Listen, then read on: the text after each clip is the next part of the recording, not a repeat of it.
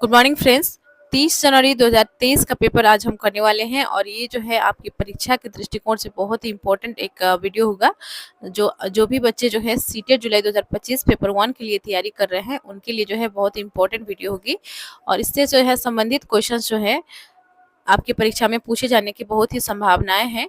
तो आप इस वीडियो को मिस मत कीजिएगा, वीडियो को पूरा देखिएगा। इस वीडियो में जो है हम इस पेपर को कंप्लीट कर लेंगे जिसमें हम सीडीपी और ईवीएस के क्वेश्चंस को जो है पूरा कर लेंगे। यदि आप तैयारी करते हैं सीटेट जुलाई 2025 के लिए तो ये जो है वीडियो है इम्पोर्टेंट। साथ में जो है इससे पहले भी बहुत से पेपर के हमने वीडियोज अपलोड कर दिए हैं।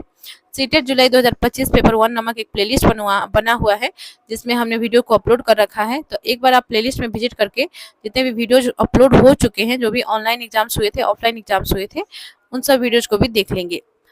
तो चैनल पर नए हैं तो चैनल को सब्सक्राइब कर लीजिए, वीडियो को लाइक एंड शेयर कीजिए, कमेंट कीजिए। शुरू करते हैं वीडियो को। बना रखा है जिसका नाम है सीटेट जुलाई 2025 पेपर 1 नामक एक प्लेलिस्ट है जिसमें हमने जो है सीटेट से संबंधित जितने भी प्रीवियस क्वेश्चंस है उसे सॉल्व कर लिया है। 2022, 21, 23 का पेपर को हमने सॉल्व कर लिया है और इसी से रिलेटेड जो है और भी जो ऑफलाइन एग्जाम्स हुए थे सीटेट का उनसे भी संबंधित जो है क्वेश्चन पेपर है हमने सॉल्व कर लिया है। तो आप जो है एक बार प्लेलिस्ट में जरूर विजिट कर लीजिए और जाकर प्लेलिस्ट में जितने भी वीडियोज अपलोडेड हैं जरूर देख ले, क्योंकि आपकी परीक्षा के दृष्टिकोण से जो है ये बहुत ही इम्पोर्टेंट है और आपकी परीक्षा जो है अब बहुत ही नज़दीक है। तो ऐसे में जो है आप लापरवाही नहीं करें और आप विशेष रूप से जो है अपनी परीक्षा पर ही ध्यान दें अन्य चीज़ों को छोड़कर।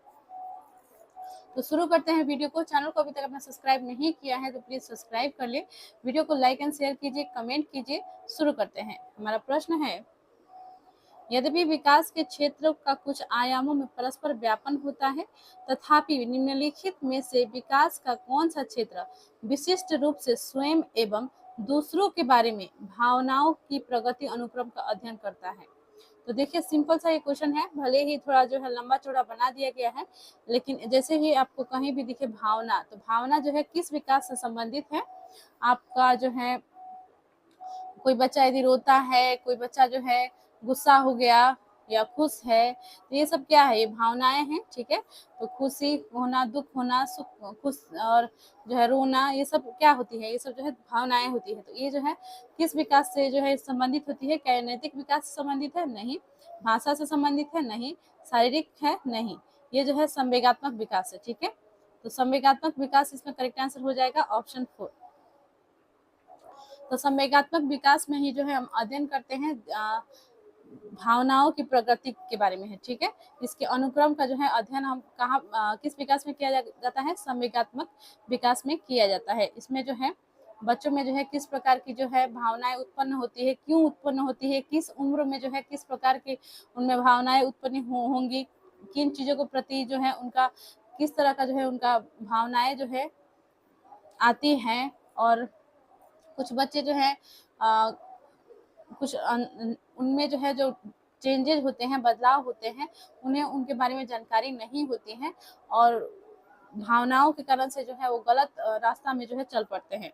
तो इन चीज़ों से जो है बचाने का जो जिम्मेदारी होती है, एक तो सबसे पहले तो परिवार की होती है, उसके पश्चात जो है विद्यालय और शिक्षकगण की ही होती है। तो ऐसे में जब हम शिक्षक बनेंगे तो हम जो है बच्चों को जो है उनके किस उम्र में जो है किस तरह का जो है उनमें नेचर आएगी, किस तरह से जो है वो बिहेव करेंगे, उनकी भावनाओं के साथ जो है जल्दी जो है किस चीज़ को जो है आक्रोश हो जाएंगे या किसी चीज़ को लेकर जो है जल्दी गुस्सा हो जाएंगे। और इस हर एक उम्र में जो है अलग अलग भावनाएं उत्पन्न होती है। तो ये सभी जो है समझाने के लिए जो है आपको इसका जो है इस विकास के बारे में जो है आपको नॉलेज होना चाहिए।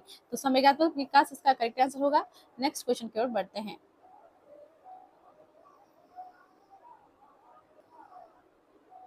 नेक्स्ट है, विकास का कौन सा सिद्धांत यह निर्दिष्ट करता है कि समग्र निर्माण हेतु कुछ विशिष्ट प्रतिक्रियाएं विकास के बाद की प्रक्रिया से समन्वित होती है। यानी कि जो ओवरऑल डेवलपमेंट के लिए जो है, समग्र निर्माण के लिए जो है कुछ विशिष्ट प्रतिक्रियाएं, कुछ विशिष्ट प्रतिक्रिया विकास के बाद की प्रक्रिया से जो है समन्वित होता है। तो किस सिद्धांत में जो है ऐसा होता है, किस सिद्धांत में ऐसा कहा जाता है? तो ऑप्शन है निरंतरता का सिद्धांत, एकीकरण का सिद्धांत, शीर्षगामी सिद्धांत, अधोगामी अर्थात समीप दूराभिमुख सिद्धांत। तो देखिए यह जो है एकीकरण का सिद्धांत होगा, ऑप्शन सेकेंड राइट हो जाएगा। तो इसमें जो है समग्र निर्माण यानी कि ओवरऑल डेवलपमेंट, ठीक है, और हेतु जो है कुछ विशिष्ट प्रतिक्रियाएं होती है, कुछ रिएक्शंस होते हैं, ठीक है, और जो विकास के बाद की प्रक्रिया से जो है समन्वित होते हैं। तो करेक्ट आंसर इसका हो जाएगा ऑप्शन सेकेंड, एकीकरण का सिद्धांत। नेक्स्ट क्वेश्चन की ओर बढ़ते हैं। क्वेश्चन 3 है, निम्न में से कौन सा घटक सामाजिक सांस्कृतिक घटकों की श्रेणी में आता है जो विकास को प्रभावित करता है? तो देखिए सामाजिक सांस्कृतिक घटक में कौन सा आता है? आपके ऑप्शंस है स्कूली माहौल, तंत्रिका संबंधी विकार, जैविक प्रवृत्तियां, आनुवंशिक बनावट। तो देखिए सामाजिक के अनुसार जो है आनुवंशिकता तो नहीं आएगा, क्योंकि ये जो है माता पिता से प्राप्त होती है। कोई भी बच्चा जो है हेरिडिटिकल उनका जो कैरेक्टर होता है तो ये जो है वंशानुक्रम जो होते हैं वो पिता और माता से प्राप्त होती है, ठीक है, यानी कि वंश दर वंश जो है यह ट्रांसफर होती रहती है, ठीक है, समाज से नहीं मिलती है। तो ये जो है क्या हो जाएगा, गलत हो जाएगा, क्योंकि सामाजिक सांस्कृतिक पूछा गया है तो ये गलत हो जाएगा। जैविक प्रवृत्तियां भी नहीं होगी, ठीक है, तंत्रिका संबंधी विकार ये भी नहीं होगी क्योंकि ये भी ट्रांसफर होती है, ठीक है। तो स्कूली माहौल हो जाएगा क्योंकि ये जो है समाज से जो है रिलेटेड है, और ये जो है सामाजिक सांस्कृतिक घटकों की श्रेणी में जो है यह आएगा, जिसमें जो है विकास को जो है ये प्रभावित करती है। स्कूल में जब बच्चे जाते हैं तो बहुत तरह के बच्चों से जो है वो मिलते हैं, अनेक शिक्षकों से मिलते हैं, अनेक लोगों से मिलते हैं, ठीक है। तो उनका वहाँ पे भी जो है एक परिवार बना हुआ रहता है, एक विद्यालय में वहाँ पे भी जो है एक समाज बना हुआ रहता है, और उस समाज से जो है बच्चे एक दूसरे के साथ कार्य करके, इंटरेक्शन करके, और शिक्षक और बच्चे जो है एक साथ इंटरेक्शन करके बहुत कुछ सीखते हैं। और सीखने की जो ये जो माहौल होती है वो बहुत ही बेस्ट बनाया जाना चाहिए, जिसमें बच्चे जो है आसानी से सीख सके, अधिगम कर सके, और ये जो है स्कूली माहौल में जो है खास करके बच्चों को जो है उपलब्ध कराई जानी चाहिए। तो ऑप्शन 1 हो जाएगा स्कूली माहौल। नेक्स्ट क्वेश्चन देखते हैं। जीन पियाजे के संज्ञानात्मक विकास के सिद्धांत के अनुसार, जीन पियाजे जरूर पढ़ लीजिएगा, बहुत ही इंपॉर्टेंट टॉपिक है। इससे ये जो है एक साइंटिस्ट है और इनसे अर्थात मनोवैज्ञानिक है, ठीक है, मनोवैज्ञानिक है, और इनसे संबंधित जो है हमेशा जो है प्रश्न पूछे ही जाते हैं, और खास करके सीटेट परीक्षा के लिए जीन पियाजे पढ़ लीजिएगा, लेव वाइगोत्स्की पढ़ लीजिएगा, और हार्वर्ड गार्डनर से संबंधित बुद्धि का जिन्होंने सिद्धांत दिया है, और कोहलबर्ग, ये चार जो है इन चारों मनोवैज्ञानिक से संबंधित प्रश्नों को जो है अपने ही छोड़ेंगे, हर बार जो है रिपीट होते हैं क्वेश्चन, ठीक है। तो आइए देख लेते हैं क्वेश्चन 4। जीन पियाजे के संज्ञानात्मक विकास के सिद्धांत के अनुसार एक अध्यापिका 7 से 11 वर्ष की अवस्था वाले विद्यार्थियों को स्वतंत्र रूप से कार्य करने के लिए ऐसा कार्य देती है जिसमें डैश की आवश्यकता है। तो देखिए 7 से 11 वर्ष, जैसे ही आप उम्र देखेंगे आप समझ पाएंगे कि 7 से 11 वर्ष के बच्चे जो है वो किस अवस्था के अंतर्गत आते हैं। तो ये जो है मूर्त संक्रियात्मक अवस्था के अंतर्गत आ जाते हैं 7 से 11 वर्ष के बच्चे, जैसा कि जीन पियाजे की 4 अवस्था है संज्ञानात्मक विकास के, उसके अनुसार से जो है 7 से 11 वर्ष के बच्चे जो है ये आते हैं मूर्त संक्रियात्मक अवस्था, ठीक है, कंक्रीट ऑपरेशनल स्टेज में आते हैं, ठीक है। और इन्हें जो है अध्यापिका क्या कर रही है कि स्वतंत्र रूप से कार्य करने के लिए जो है ऐसा वो कार्य देती है जिसमें डैश की आवश्यकता है। तो किसकी आवश्यकता होगी, ठीक है, तो ऑप्शन देख लेते हैं। तो देखिए परिकल्पनात्मक, निगमनात्मक तार्किकता, प्रतिवर्ती चिंतन, पलटवा, निष्क्रिय अनुसरण, वस्तु स्थायित्व। तो देखिए सेंसरी मोटर स्टेज जो होती है यानी कि संवेदी कामक अवस्था जो होती है, जो जन्म से लेकर 2 वर्ष का समय होती है, वो जो है वस्तु स्थायित्व का जो है उसमें गुण पाए जाते हैं। निष्क्रिय अनुसरण जब भी दिखे तो आप समझ जाइएगा नेगेटिव वर्ड होता है निष्क्रिय, ठीक है। और प्रतिवर्ती चिंतन बिल्कुल सही। और परिकल्पनात्मक नहीं होगा क्योंकि जो है इसमें बच्चे जो है अमूर्त रूप से सोचने में जो है सक्षम नहीं होते हैं, वे जो है कल्पना करके, इमेजिन करके जो है सोचने में अभी सक्षम नहीं होते हैं। 11 वर्ष के ऊपर के जो बच्चे होते हैं जिसमें जो है औपचारिक संक्रियात्मक अवस्था जो होती है उसमें जो है बच्चे जो है अमूर्त रूप से सोच पाते हैं। तो इसमें प्रतिवर्ती चिंतन हो जाएगा, ऑप्शन सेकंड राइट हो जाएगा, ठीक है। और 7 से 11 वर्ष के लिए जो है यही सही है। आगे बढ़ते हैं, क्वेश्चन 5 देख लेते हैं। जीन पियाजे के संज्ञानात्मक विकास के सिद्धांत के अनुसार किस अवस्था में अधिकांश बच्चे अमूर्त समस्याओं को तार्किक ढंग से हल करने में सक्षम हो जाते हैं? तो देखिए, जीन पियाजे के संज्ञानात्मक विकास के सिद्धांत के अनुसार किस अवस्था में बच्चे जो है अमूर्त समस्याओं को तार्किक ढंग से हल करने में सक्षम हो जाते हैं।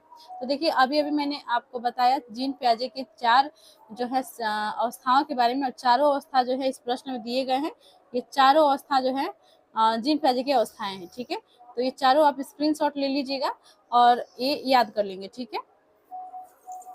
इसमें जो है मैं टाइम भी लिख दे रही हूँ, ठीक है। जन्म से लेकर 2 वर्ष का जो अवधि होती है, जन्म से लेकर 2 वर्ष की अवधि जो होती है वो होती है संवेदीगामक अवस्था, ठीक है।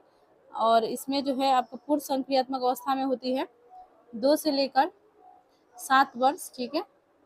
7 वर्ष के बच्चे इसके अंतर्गत आते हैं, और इसके अंतर्गत आते हैं 7 से लेकर 11, और इसके जो है आते हैं 7 से ऊपर, ठीक है, 7 से ऊपर, ठीक है। तो इसमें बोला गया है किस अवस्था में जो है बच्चे जो है मूर्त रूप से माफ कीजिएगा अमूर्त रूप से समस्याओं को जो है तार्किक ढंग से हल करने में सक्षम हो जाते हैं।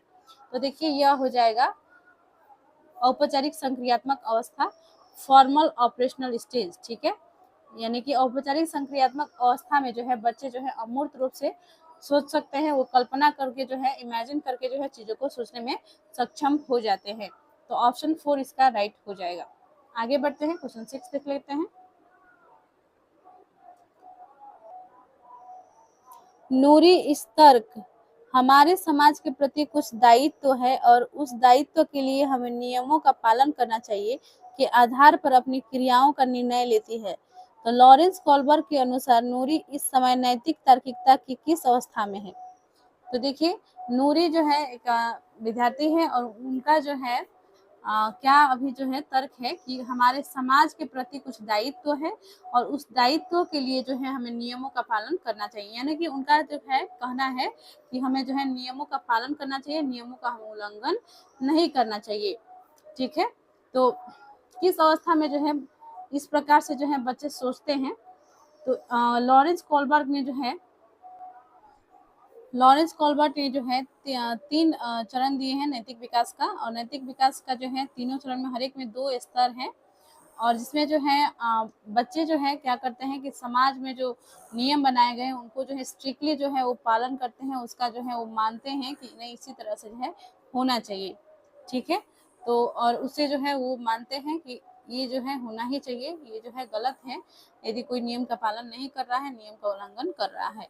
तो इस प्रकार का जो है सोच कब बन जाता है, कब जो बच्चे जो है ऐसे तर्क देते हैं? तो ऑप्शंस देख लेते हैं। पूर्व अभिसामिक, अभिसामिक, सामिक, पश्चात औपचारिक अभिसामिक। तो देखिए, इसमें है कि pre conventional, conventional, post conventional, ठीक है, फॉर्मल कन्वेंशनल। इसका जो है करेक्ट आंसर इसमें हो जाएगा अभिसामिक, यानी कि कन्वेंशनल स्टेज में जो है ऐसा होता है, ठीक है। तो करेक्ट आंसर इसका हो जाएगा ऑप्शन सेकेंड। नेक्स्ट क्वेश्चन की ओर बढ़ते हैं। क्वेश्चन 7 है, एक अध्यापिका विद्यार्थियों को ऐसा प्रदत्त कार्य देती है जिसमें परिवार के सदस्यों के साथ चर्चा करना महत्वपूर्ण रूप से शामिल है।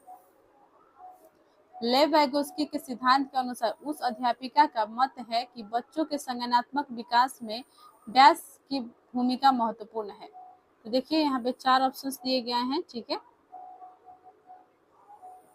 और एक अध्यापिका जो है विद्यार्थियों को क्या करती है कि एक कार्य देती है, एक प्रोजेक्ट दे रही है, प्रदत्त कार्य दे रही है, जिसमें जो है बच्चों को क्या करना है कि परिवार के सदस्यों के साथ जो है चर्चा करना है, यानी कि परिवार के सदस्यों के साथ जो है बातचीत करना है, ठीक है। आजकल तो आप देखते ही हैं कि बच्चे जो है सिर्फ मोबाइल में ही बिजी रहते हैं, और खास करके जो है हम लोग का ऐसा माहौल ही बन गया है कि बच्चे अलग बिजी हैं, पेरेंट्स अलग बिजी हैं मोबाइल में, एक दूसरे से जो है बात कभी नहीं होती। बच्चे के मन में क्या चल रहा है, पेरेंट्स के मन में उसके प्रति क्या चल रहा है, खुद ना बच्चा को पता है और ना ही उनके गार्जियन को पता होता है। तो इस तरह से जो है ये संवाद जो कराना ये बहुत ही अच्छी बात होती है। तो एक शिक्षक के रूप में भी जो है आप इस प्रकार की जो है भूमिका निर्वहन कर सकते हैं। जब आप शिक्षक बनेंगे तो आप जो है इस तरह के कार्य जो है देते हैं, इससे जो है उनके परिवार के बीच में का जो संबंध है उसमें और सुधार आएंगी। और क्योंकि आपस में जो है बातचीत होती है, तभी जाकर जो है पता चलती है कि क्या जो है किसके मन में क्या चल रहा है। ठीक है, आजकल के लोग जो है बोलते बहुत कम है, बोलते हैं तो सिर्फ पोस्ट के थ्रू और अपने जो है वीडियोज के थ्रू जो है जो भी उनके मन में होती है उसी से जो है वो अपनी बातों को एक्सप्रेस करने की प्रयास करते हैं। ठीक है, और अधिकतर जो है सोशल मीडिया में ही बिजी रहते हैं। कुछ ही लोग हैं, कुछ परसेंट लोग हैं जो सही यूज के लिए जो है मोबाइल को प्रयोग कर रहे हैं। तो ऐसे में जो है आप उनमें से एक बनिए। आप अपने करियर के लिए मोबाइल का यूज कीजिए।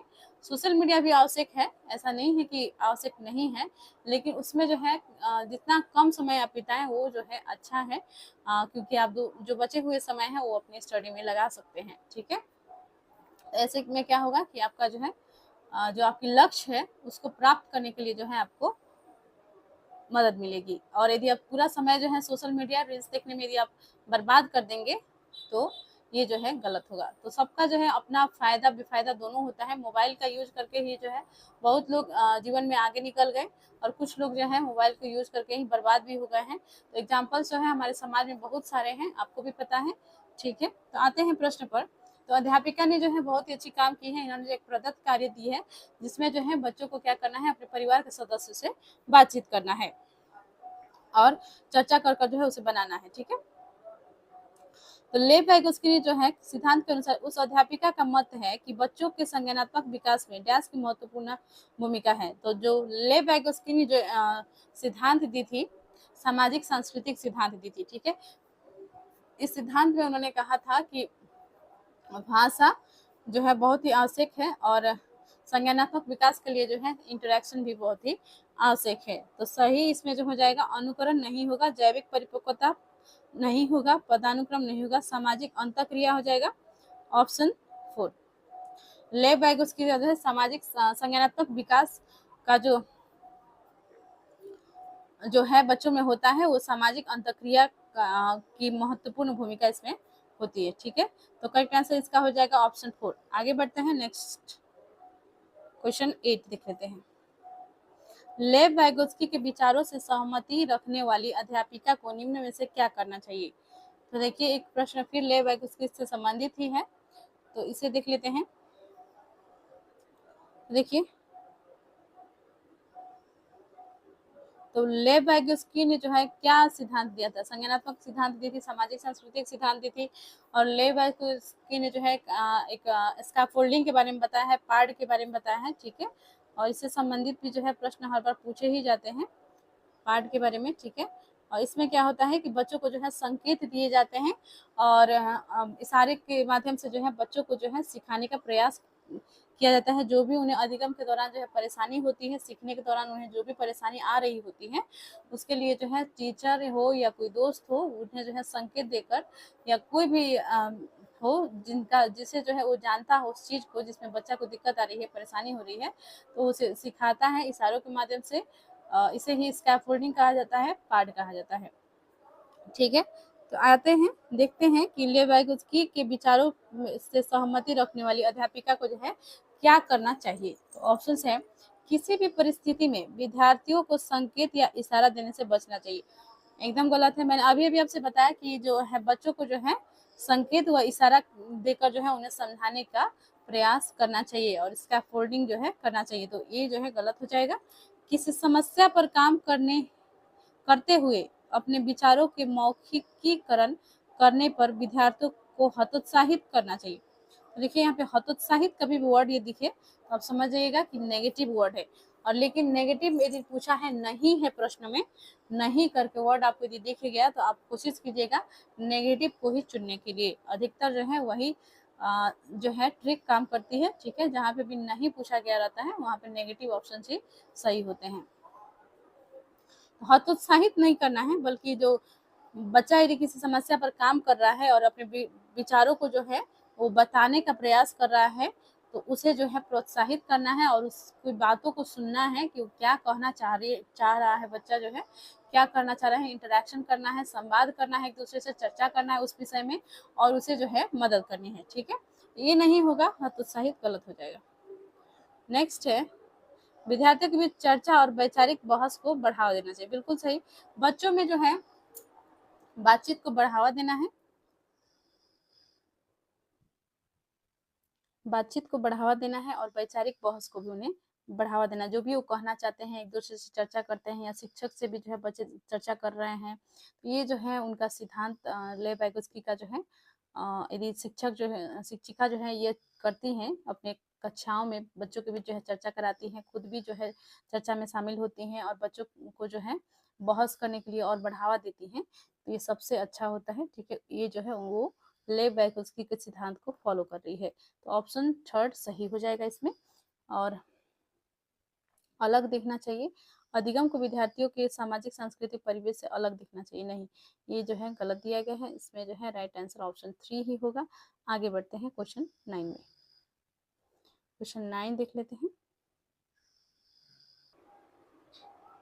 लेव वाइगोत्स्की का मत है कि उच्चतर क्रम की मानसिक प्रक्रियाएं डैश के द्वारा समामेलित होती हैं।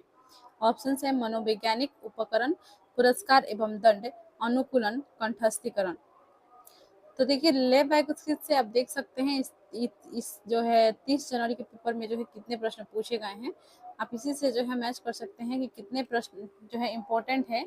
ये सभी मनोवैज्ञानिक को जो है पढ़ लेना। ठीक है, तो जो भी मैंने मनोवैज्ञानिक का नाम रखा था 4 रखे थे और वो जो है चारों के बारे में आप अच्छे से पढ़ लीजिएगा, तभी जाकर जो है आपका CDP के क्वेश्चंस बन पाएंगे और जितने भी पेडागोजी के क्वेश्चंस हैं वो सभी प्रश्न जो है इन्हीं से संबंधित होते हैं। तो आप अच्छे से इन टॉपिक को पढ़ लीजिएगा। तो आते हैं प्रश्न पर। लेव वाइगोत्स्की का मत है कि उच्चतर क्रम की मानसिक प्रक्रियाएं डैश के द्वारा समामेलित होती हैं। ऑप्शन है मनोवैज्ञानिक उपकरण, पुरस्कार एवं दंड, अनुकरण, कंठस्थीकरण। तो देखिए मनोवैज्ञानिक उपकरण के द्वारा जो है यह समामेलित होती है। ऑप्शन 1 सही है। नेक्स्ट देखते हैं क्वेश्चन 10। हार्वर्ड गार्डनर के सिद्धांत के अनुसार जो विद्यार्थी दूसरों की भावनाओं, मनोदशाओं और इरादों को अच्छी तरह से समझ पाते हैं, उनमें किस प्रकार की बुद्धि का उच्च स्तर होता है। तो देखिए हार्वर्ड गार्डनर ने जो है बहुबुद्धि का सिद्धांत दिया है और इन्होंने जो है 9 प्रकार की बुद्धि के बारे में बताया है और 9 प्रकार की जो है बुद्धि होते हैं, जिसमें जो है अंतर्वैयक्तिक, स्थानिक, संगीतमय, अंतरावैयक्तिक। ठीक है, और उसी प्रकार से जो है लिंग्विस्टिक होती हैं, बहुत सारे जो है इस यानी कि टोटल जो है 9 ही है। 9 जो है 9 प्रकार की जो है बुद्धि के बारे में इन्होंने बताया है। तो हार्वर्ड गार्डनर का जो ये बुद्धि है, इसमें जो है एक ऐसी बुद्धि है जिसमें क्या होती है कि एक व्यक्ति जो है दूसरे व्यक्ति को, ठीक है, यानी कि एक विद्यार्थी है वो दूसरे विद्यार्थी के अपनी सहपाठी का जो है भावनाओं को समझने में सक्षम है। उसका जो है अंदर क्या बातें चल रही हैं, क्या सोच रहा है, उसके क्या इरादे हैं, ये सब जो है आसानी से वो सोच सकता है। तो इस प्रकार की जिनमें जो है समझ पाए जाते हैं, तो उस बुद्धि को जो है कौन सी बुद्धि कहा जाता है। तो देखिए अंतर्वैयक्तिक दिया गया है, स्थानिक है, संगीतात्मक, अंतरावैयक्तिक। यह जो है अंतर्वैयक्तिक हो जाएगा, इंटरपर्सनल। ठीक है, इंटरपर्सनल इंटेलिजेंस होती है ये, यानी कि अंतर्वैयक्तिक बुद्धि, जिसमें जो है बच्चा जो है दूसरे की भावनाओं को आसानी से समझ सकता है, उसके मन के अंदर क्या चल रही है उसके मनोदशा को समझ सकता है और उसका जो है क्या इरादे हैं ये भी समझ सकता है और वे जो है उसकी क्या कमी है ये भी वो जान सकता है। ठीक है, तो इस तरह का जो बुद्धि है उसे हम कहते हैं अंतर्वैयक्तिक बुद्धि। ठीक है, और कंफ्यूज नहीं होइएगा, अंतरा है एक और अंतर। ठीक है, और हमेशा जो है इसी से संबंधित जो है क्वेश्चन हर बार पूछे जाते हैं। 2024 के पेपर में भी जो है इससे संबंधित क्वेश्चन आया हुआ है और जो दिसंबर में पेपर हुआ था और इसी से जो है संबंधित पेपर 2 में भी क्वेश्चन आया हुआ था। तो आप इन बातों का ध्यान रखिए। अंतर्वैयक्तिक और अंतरावैयक्तिक डिफरेंट है। अंतर्वैयक्तिक यानी कि इंटरपर्सनल, अंतरावैयक्तिक यानी कि इंट्रापर्सनल। ठीक है, ये जो है इंट्रा हो जाएगा, इंट्रापर्सनल। ठीक है, और ये जो है इंटरपर्सनल हो जाएगा, INTER। Interpersonal intelligence, intrapersonal intelligence. तो इंटरपर्सनल में क्या होता है कि दूसरों की भावनाओं को समझ लेता है, और इंट्रापर्सनल में क्या होता है कि अपनी भावनाओं को समझ लेता है। मेरा जो है लक्ष्य क्या है, मेरे में क्या कमी है, मेरे जो है क्या स्थिति है, मेरी जो है मन में क्या चल रही है, ये सभी बातें जो है अंतरा व्यक्तिक के तहत यानी कि इंट्रापर्सनल इंटेलिजेंस के तहत जो है बच्चा समझ पाता है, अपने अंदर की जो है बातों को समझ पाता है, अपने आप को समझना, ठीक है, अंतरा व्यक्तिक। इसमें जो है करेक्ट आंसर हो जाएगा ऑप्शन 1 अंतर व्यक्तिक, ठीक है। कंफ्यूज नहीं होंगे, अच्छे से जो है कॉपी में लिख लीजिए ताकि आप जो है कंफ्यूज नहीं हो।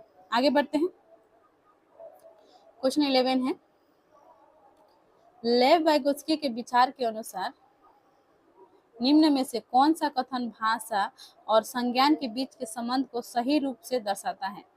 तो भाषा और संज्ञान के बीच के संबंध को कौन जो है सही रूप से दर्शा रहा है, तो देख लेते हैं। ऑप्शंस हैं,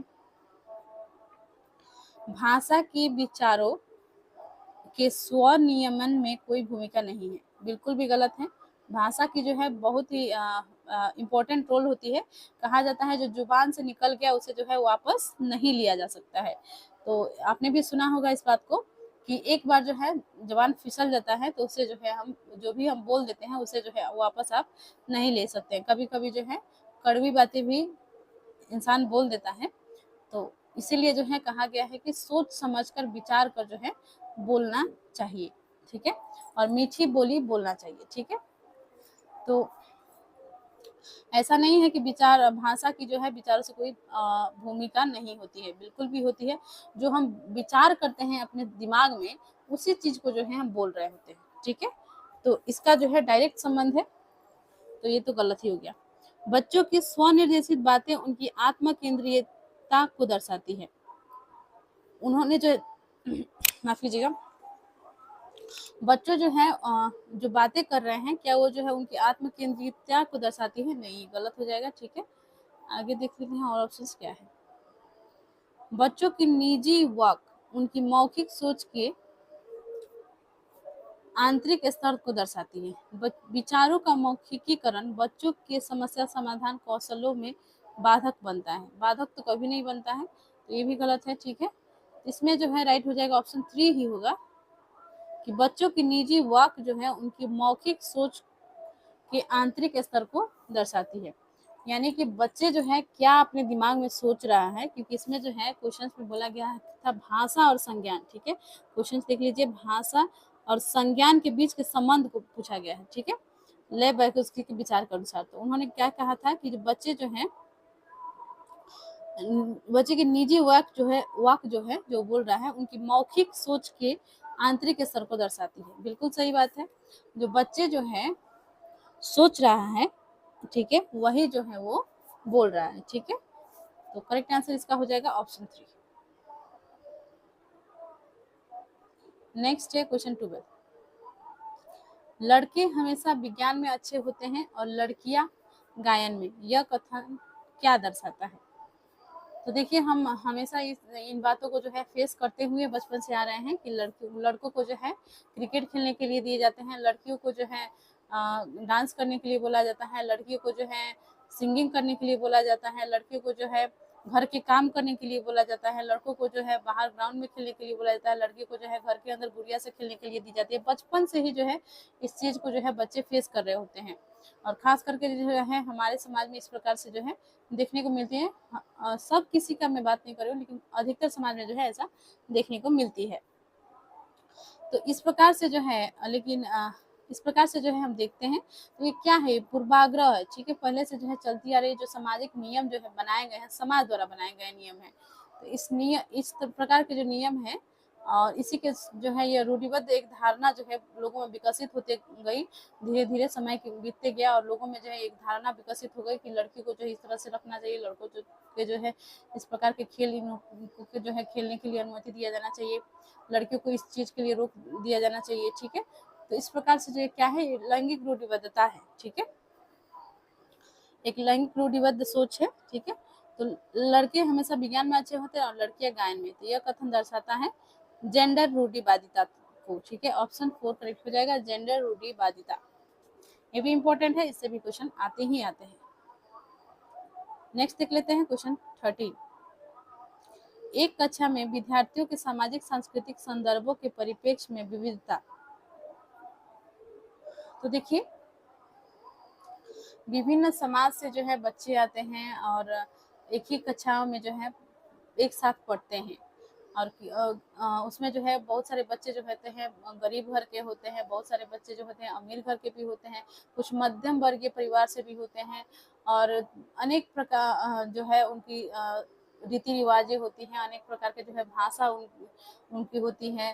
तो ये सभी प्रकार के सभी तरह के जो है बच्चे क्या होते हैं कि एक साथ पढ़ रहे होते हैं एक कक्षा में, एक विद्यालय में, ठीक है। तो ये जो है विविधता है। और भारत में खास करके हमारे देश में भी देखा जाए तो ये विविधता जो है बहुत बड़ी जो है डाइवर्सिटी है, ठीक है, जो कि एक अच्छी बात होती है, ठीक है। इससे जो है हम एक दूसरे का भाषा जो है सीखते हैं, एक दूसरे का कल्चर सीखते हैं, और जीवन के बारे में जो है बहुत सारे ज्ञान हमें जो है मिलती है। सिर्फ हमें पुस्तकों से पढ़कर जो है जानना नहीं होता है कि असम के लोग जो है इस प्रकार से जो है घर बनाकर रहते हैं, बांस के घर में रहते हैं, ऐसा नहीं रहता है हम लोग, बल्कि वो जो है हम बातचीत से भी जान जाते हैं। एक बच्चा जो कोई असम से आया है पढ़ने, वो जो है किसी दूसरे राज्य में गया, उसके पिताजी या उसकी माँ की नौकरी है, तो होता है कि परिवार एक जगह से दूसरी जगह जाते हैं, तो वहाँ पे वो वहीं के विद्यालय में अपने बच्चे को पढ़ाएंगे, तो वो अपने बारे में बताता है और दूसरा जो है अपने बारे में बताता है। तो बताता है कि हमारे यहाँ तो, मान लीजिए बच्चा बिहार का है तो कहेगा कि हमारे यहाँ तो घर जो है फूस के भी होते हैं, पक्के घर भी होते हैं, और असम का जो बच्चा होगा वो कहेगा कि मेरे यहाँ तो बांस के खंभों पर घर बनते हैं, क्या यहाँ पर जो बहुत पानी हो जाती है, इसलिए घर जो है ऊंचे ऊंचे बनाए जाते हैं। तो ये सभी बातें होती हैं, ठीक है। और तो ये विविधता जो है ये अच्छी बात होती है। और तो क्या इसमें ऑप्शंस दिए गए हैं, आइए देख लेते हैं। विविधता को उनके संदर्भों के आधार पर समूहों में बांटकर बहिर्वेशन करने के लिए इस्तेमाल करना चाहिए। नहीं, ये गलत होगा। को अनदेखा करना चाहिए और मानकीकृत पाठ्यचर्या का क्रियान्वयन करना चाहिए, बिल्कुल भी नहीं होगा, ये गलत होगा। तो देखिए कभी भी अनदेखा मानकीकृत देखिए ये जो है गलत होता है, ठीक है। तो विविधता को जो है एक गुण के रूप में लेना चाहिए और अवधारणाओं के शिक्षण में इस्तेमाल किया जाना चाहिए, बिल्कुल सही है। को विद्यार्थी को नामीकरण और रूढ़िबद्ध धारणाओं में पुख्ता करने के लिए इस्तेमाल करना चाहिए, नहीं। ऑप्शन 3 सही होगा। विविधता को जो है गुण के रूप में लेना है एक शिक्षक को, ठीक है, और उसे जो है आप किसी अवधारणा को समझाने का प्रयास कर रहे हैं तो एग्जाम्पल के रूप में जो है आप उनकी जो विविधताएं हैं इन्हें जो है एग्जाम्पल के रूप में ले सकते हैं। कि जो है जैसे मैंने अभी आपको एग्जाम्पल दिया असम और बिहार के बच्चों के बारे में, ठीक है, तो उसी प्रकार से जो है आप एग्जाम्पल ले सकते हैं कि वहाँ के खाना अलग होते हैं, वहाँ के वेशभूषा अलग होती है, कल्चर अलग होते हैं, भाषा अलग होती है, तो सबका जो है अलग अलग गुण होता है, ठीक है। तो इसको जो है गुण के रूप में लेना चाहिए और इसे जो है अवधारणाओं को स्पष्ट करने के लिए जो है इसे शिक्षण में इस्तेमाल किया जाना चाहिए। ऑप्शन 3 राइट होगा। आगे बढ़ते हैं, क्वेश्चन 14 है। क्वेश्चन 14 है, विद्यार्थियों में समालोचनात्मक चिंतन को समुन्नत करने के लिए अध्यापक को डैश जिनमें डैश शामिल है प्रस्तुत करने चाहिए। तो देखिए क्या जो है ऑप्शन है देख लेते हैं। खुले अंत वाले मुक्तोत्तर प्रश्न अपसारी चिंतन, बंद अंत वाले प्रश्न अपसारी चिंतन, वास्तविक जीवन संदर्भ में चुनौतियां अपसारी चिंतन, संदर्भ रहित परिदृश्य घोषणात्मक ज्ञान का अनुप्रयोग। तो देखिए कभी भी आपको खुले अंत वाले दिखे तो ये आप समझिएगा कि पॉजिटिव ऑप्शन होता है। और अपसारी चिंतन, ठीक है, ये सभी जो पॉजिटिव टैगवर्ड होते हैं, तो आप जो है याद रखेंगे इसका आंसर जो है यही होगा। खुले अंत वाले प्रश्न, विद्यार्थियों में समालोचनात्मक चिंतन को समुन्नत करने के लिए अध्यापक को खुले अंत वाले प्रश्न जिनमें जो है अपसारी चिंतन शामिल हो प्रस्तुत करने चाहिए। अपसारी चिंतन का अर्थ हुआ कि बच्चे जो है एक ही समस्या का जो है अनेक हल ढूंढने का प्रयास कर रहा है, ठीक है। तो सही हो जाएगा ऑप्शन 1। आगे देख लेते हैं, क्वेश्चन 15 है, रचनात्मक आकलन किस प्रकार किया जाना चाहिए। तो देखिए रचनात्मक आकलन जो है ऑप्शन से मानकीकृत परीक्षणों के समूह का उपयोग करके, नहीं, मानकीकृत परीक्षण का समूह का उपयोग करके नहीं होना चाहिए, ये गलत हो जाएगा। एक विशेष शिक्षक द्वारा, न कि सामान्य शिक्षक द्वारा। नहीं, किसी भी शिक्षक के द्वारा किया जा सकता है, कोई विशेष शिक्षक की आवश्यकता नहीं होती है आकलन के लिए, ठीक है, रचनात्मक आकलन के लिए। अदर ऑप्शन है नियमित रूप से विद्यार्थियों के सहयोग के साथ, नियमित रूप से विद्यार्थियों के सहयोग के साथ, बिल्कुल सही, बच्चों के साथ जो है सहयोग के साथ होना चाहिए और साथ में जो है नियमित रूप से होना चाहिए। आकलन जो रचनात्मक आकलन जो है नियमित रूप से किया जाना चाहिए, ठीक है। केवल जो है आप केवल सत्र की शुरुआत और अंत में ही करना चाहिए, नहीं, देखिए, केवल आप जो है शुरुआत में कर रहे हैं, फिर अंत का जो है आकलन करके आप ये नहीं कर सकते हैं, कह सकते हैं कि बच्चों का जो है रचनात्मकता जो है को जो है आप ऑब्जर्व नहीं कर सकते हैं, ठीक है, तो ये भी गलत हो जाएगा। ऑप्शन 3 इसमें करेक्ट होगा।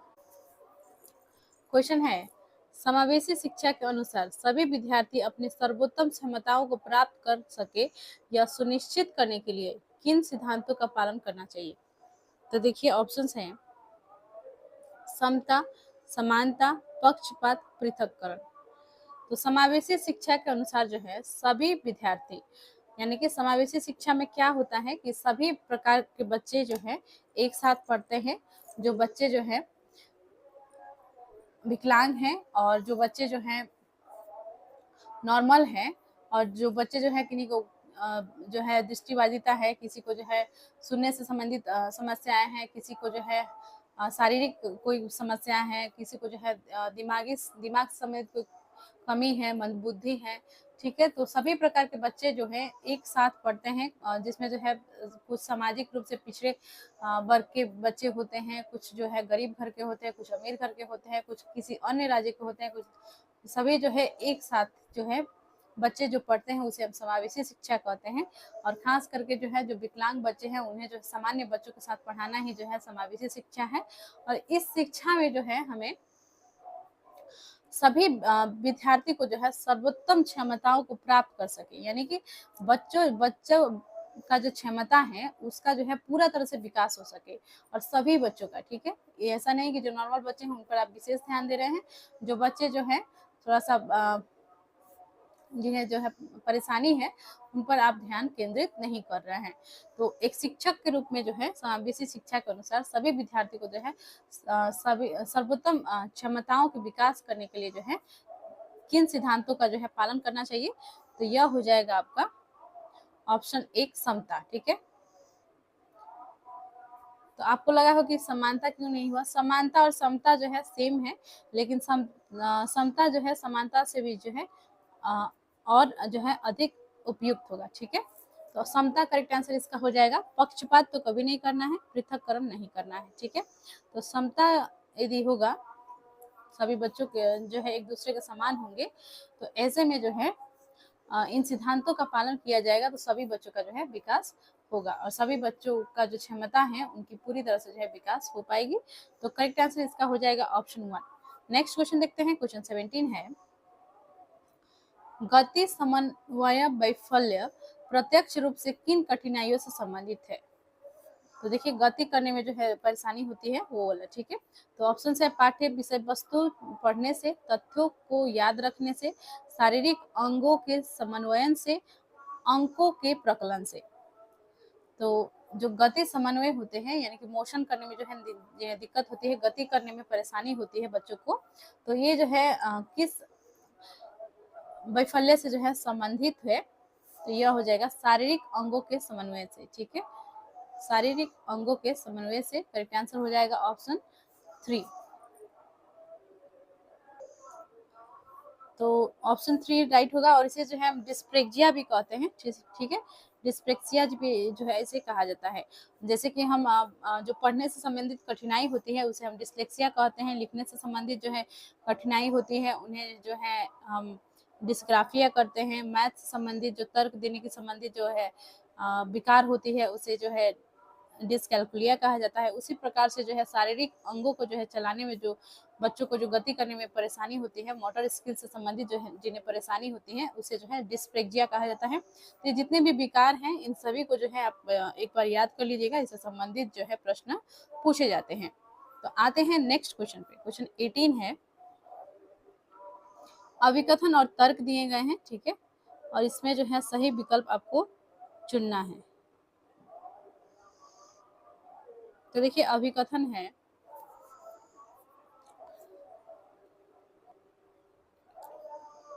सभी विद्यार्थी के समावेशन को सुनिश्चित करने के लिए कक्षा में ज्ञान के प्रतिनिधित्व के विविध प्रकारों का इस्तेमाल किया जाना चाहिए। तो बिल्कुल सही बात है। आप सभी बच्चों को जो है सभी बच्चों को जो है समावेशन करने के लिए जो है क्या करना चाहिए, कक्षा में जो है ज्ञान के प्रतिनिधित्व के विविध प्रकारों का जो है इस्तेमाल किया जाना चाहिए। बिल्कुल सही है, कथन जो है अभिकथन जो है सही दिया गया है। ऐसे में क्या होगा कि बच्चे जो हैं बहुत सारे चीज़ों को जो है उससे सीख पाएंगे, और अनेक प्रकार से जो बच्चे को सिखाया जाता है तो उनका जो है रुचि इसमें और जो है बढ़ती है, और चीज़ों को जो है वो अच्छे से सीख पाते हैं, अधिगम कर पाते हैं। तो ऑप्शन ए माफ कीजिएगा, अभिकथन जो है सही दिया गया है। तर्क देख लेते हैं, क्यों जो है समावेशन किया जाना चाहिए। समावेशन की अवधारणा में अधिगम अक्षमता वाले बच्चे तो शामिल हैं, परंतु इसमें भावात्मक कठिनाई से जूझ रहे बच्चे शामिल नहीं है। नहीं, इसमें जो है सभी बच्चे शामिल होते हैं, ठीक है। जो समावेशन जो होती है इसमें जो है सभी बच्चों को जो है समावेशन किया जाता है, और इनकी समावेशन को सुनिश्चित करने के लिए जो है विविध प्रकार का जो है इस्तेमाल किया जाना चाहिए, सही है। लेकिन इसमें जो है सभी प्रकार का जो है बच्चे होना चाहिए। ऐसा नहीं है कि जो अधिगम अक्षमता है उन्हें शामिल किया जाता है और भावात्मक कठिनाई से जूझ रहे बच्चों को शामिल नहीं किया जाता है। तो ये तर्क जो है इसमें गलत दिया गया है। तो अभिकथन सही है लेकिन तर्क गलत है। देख लेते हैं आंसर क्या होगा। तो देखिए ए नहीं होगा, सही दोनों सही नहीं है, दोनों सही नहीं है। ए सही है लेकिन आर गलत है। ऑप्शन 3 इसमें राइट हो जाएगा। ए जो है सही है, अभिकथन सही है, लेकिन आर गलत है, यानी कि तर्क जो है गलत दिया गया है। नेक्स्ट क्वेश्चन देखते हैं।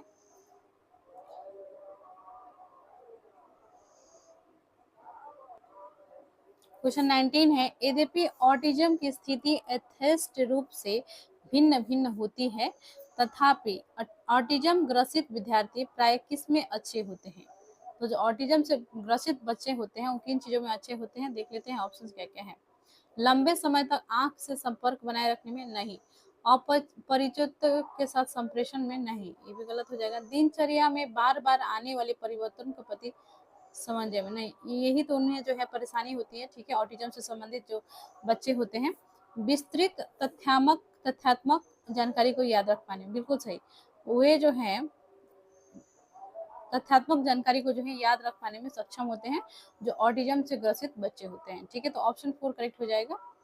और उन्हें जो है लंबे समय तक आंख से संपर्क करने में परेशानी होती है, अपरिचित से जो है वो कम्युनिकेशन नहीं कर पाते हैं, और जो परिवर्तन बार बार आती हैं दिनचर्या में या ऐसे भी, वो जो है उससे शामिल होने में जो है उन्हें जो है परेशानी होती है, परिवर्तन को जो है एक्सेप्ट करने में उन्हें परेशानी होती है। तो ऑप्शन 4 राइट हो जाएगा। जानकारी को जो है वो अच्छे से याद रख पाते हैं। नेक्स्ट है क्वेश्चन 20। देखिए क्वेश्चन 20 का जो है क्वेश्चन है, सृजनात्मक बच्चों की एक पहचान विशेषता यह है कि सृजनात्मक बच्चों की एक यह है कि, तो देखिए ऑप्शन से वो मानदंडों के अनुरूप ही कार्य करते हैं। तो देखिए सृजनात्मक बच्चे का जो होता है उनमें क्या विशेषता होती है ये आपको बतानी है सृजनात्मक बच्चों की। तो वे मानदंडों के अनुरूप ही कार्य करते हैं। तो देखिए जो सृजनात्मक बच्चे होते हैं वो कई तरह से सोचते हैं, वो किसी जो है मानदंड में ही के में रहकर ही जो है वो चीज़ों को नहीं सोचते हैं, तभी तो जो है वो सृजनशील होते हैं, तभी तो जो है वो स्वतंत्र होते हैं, तभी जाकर जो है वो चीज़ों को अच्छे से जो है कर पाते हैं। कोई भी समस्या है उनके सामने तो उसको हल करने के लिए जो है अनेक जो है उसमें जो है सॉल्यूशन खोजते हैं, सॉल्व करते हैं, ठीक है। ये नहीं होगा, वो दूसरों की नकल करना पसंद करते हैं, वो नकल नहीं करते हैं बल्कि खुद का जो है वो खुद से जो है समस्या के समाधान का प्रयत्न करते हैं, और नकल करने में वो विश्वास नहीं रखते हैं, गलत हो जाएगा। वो स्वतंत्र रूप से सोचते हैं, बिल्कुल सही है। उनकी ध्यान अवधि कम होती है, उनकी ध्यान अवधि जो है अधिक होती है, तभी जाकर जो है वो सृजनात्मक होते हैं, वो जो है अच्छे से सोच पाते हैं, और इसलिए ये गलत हो जाएगा, ठीक है। तो वो स्वतंत्र रूप से सोचते हैं, यही सही है, ऑप्शन 3। आगे बढ़ते हैं, क्वेश्चन 21 देख लेते हैं। बच्चों के सम्मुख विचार बिंदु प्रस्तुत करते समय सही क्रम डैश से डैश की ओर जाना चाहिए। तो ऑप्शन है जटिल से सरल, सामान्य से विशिष्ट, अमूर्त से मूर्त, सांकेतिक से अनुप्रतीकात्मक। तो देखिए बच्चों से जो है जब विचार किसी भी प्रति चीजों को आप सिखाने के प्रयास कर रहे हैं तो सीधे आप जटिल प्रक्रिया के बारे में जो है बताएंगे तो नहीं समझ पाएंगे। और वहीं पे आप जो है यदि मान लीजिए आप जो है किसी कोई एक विषय को समझाने का प्रयास कर रहे हैं तो उसमें जो है उसकी जो हाई लेवल का जो जानकारी है उससे सीधे देंगे तो बच्चे नहीं समझ पाएंगे। आप हम सबके साथ भी यही होता है, किसी चीज को सीखने के लिए जो है उसका जो है बेसिक पहले हम तैयारी करते हैं। जैसे कि हम तैयारी भी कर रहे हैं, कंपटीशन का हो या सीटेट का हो या कोई भी परीक्षा का हो, तो उसका जो है हम बेसिक से स्टार्ट करते हैं, तभी जाकर जो है हम चीज़ों को समझ पाते हैं। डायरेक्टली यदि बोल दिया जाए कि इकोनॉमिक्स का ये चैप्टर में ये है, आपको ये पढ़ना है, तो आप नहीं समझ पाइएगा। सिंपल सी बात है। उसी प्रकार से जो है बच्चों के साथ होती है। तो किस रूप से जो है किस ओर से जो है किस ओर बढ़ना चाहिए। तो जटिल से सरल तो नहीं होगा, मैंने अभी भी आपसे बताया, ठीक है, ये गलत हो जाएगा। सामान्य से विशिष्ट बिल्कुल सही है। सामान्य से जो है हम बढ़ते हैं, सामान्य बेसिक से बढ़ते हैं और आगे आगे जो है बढ़ते बढ़ते जो है जब हमें ज्ञान हो जाती है तो हम जो है हाई लेवल तक पहुंच जाते हैं, ठीक है। तो सामान्य से जो है विशिष्ट करेक्ट आंसर इसका हो जाएगा। नेक्स्ट क्वेश्चन को देखते हैं। क्वेश्चन 22 था, एक अध्यापिका विद्यार्थियों द्वारा सृजित ज्ञान की समझ और स्मृति को बल देना चाहती है। तो देखिए एक अध्यापिका जो है विद्यार्थियों द्वारा सृजित जो ज्ञान है इसकी सृजित ज्ञान की समझ, यानी कि वो ज्ञान की समझ को बढ़ावा देना चाहती है और उनको जो है याद करने की जो उनकी क्षमता है उसमें भी जो है बल देना चाहती है। इस उद्देश्य के लिए कौन सी युक्ति प्रभावशाली नहीं होगी। देखिए यहाँ पे नहीं दिया गया है, ठीक है, तो नेगेटिव ऑप्शंस को हमें खोजना है। देखिए ऑप्शंस है, 4 ऑप्शंस दिए गए हैं, ठीक है। रूपांतरण का सृजन, तो ये नहीं होगा, नहीं पूछा गया है, ठीक है। पहले की जानकारी को नए प्रश्नों के लिए प्रयुक्त करना। देखिए कोई नए प्रश्न जो है आप पूछ रहे हैं उसमें जो है आप किसी चीज को जोड़कर पहले की माफ कीजिएगा, नए प्रश्न को पूछ रहे हैं, हाँ, और पहले जो है आप पहले की जानकारी यानी जो भी उस बच्चे के पास जो है जानकारी है उसको आप जोड़ रहे हैं उसमें, तो वो जो है प्रश्नों को जो है क्या कर पाएगा, आसानी से दे पाएगा, ठीक है। तो ये जो है उन्हें याद रखने में भी और आसानी होगी, उनकी पहले से जो उन्हें अनुभव थी, उनकी जो जानकारी थी वो भी याद हो जाएंगी, आगे जो है उन्हें और जो है उन्हें सृजित भी होगा क्योंकि वो नए प्रश्नों को जो है नए प्रश्नों को जो है आंसर करने की प्रयास कर रहे हैं, ठीक है। तो ये जो है नहीं होगा क्योंकि नहीं बोला गया है, ठीक है, ये भी नहीं होगा, ये भी नहीं होगा। उप अवधारणाओं के मध्य संबंधता को कार्यान्वित करना, ये भी नहीं होगा। अप्रासंगिक जानकारी को प्रासंगिक जानकारी के साथ सम्मिलित करना, ये सही होगा। कौन सा जो है सही नहीं है बच्चों को समझ को बढ़ाने के लिए, तो ऑप्शन 4 सही हो जाएगा। अप्रासंगिक जानकारी को जो है आप प्रासंगिक जानकारी के साथ जोड़ते हैं तो ऐसे में जो है बच्चे जो है और कंफ्यूज हो जाएंगे, वे जो है समझ नहीं पाएंगे। तो ऑप्शन 4 राइट हो जाएगा। आगे बढ़ते हैं, क्वेश्चन 23 देख लेते हैं। अभिकथन और कारण इसमें भी दिए गए हैं, ठीक है, देख लेते हैं क्या होगा इसका। अभिकथन है, एक शिक्षक को विद्यार्थियों को अपनी चिंतन प्रक्रियाओं के बारे में और अपने सीखने के तरीकों के बारे में सोचने के लिए प्रोत्साहित करना चाहिए। बिल्कुल सही बात है। यदि आप जो है शिक्षक हैं और विद्यार्थियों को जो है आप किस प्रकार से सोचते हैं किसी चीज़ के बारे में, आप जो है कितना चिंतन करते हैं, उसी प्रकार से जो है बच्चे भी जो है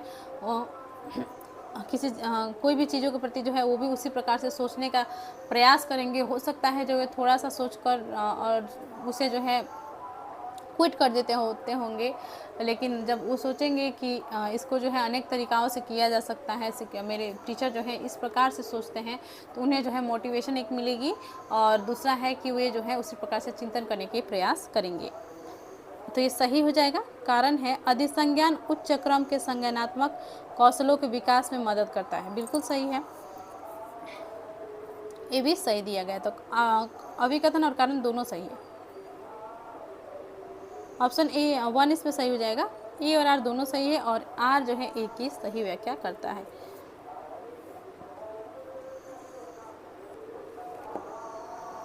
क्वेश्चन है, करण हमेशा किसी भी समस्या का एक से अधिक समाधान सोचता है और अक्सर नवाचारी समाधानों को सुझाता है।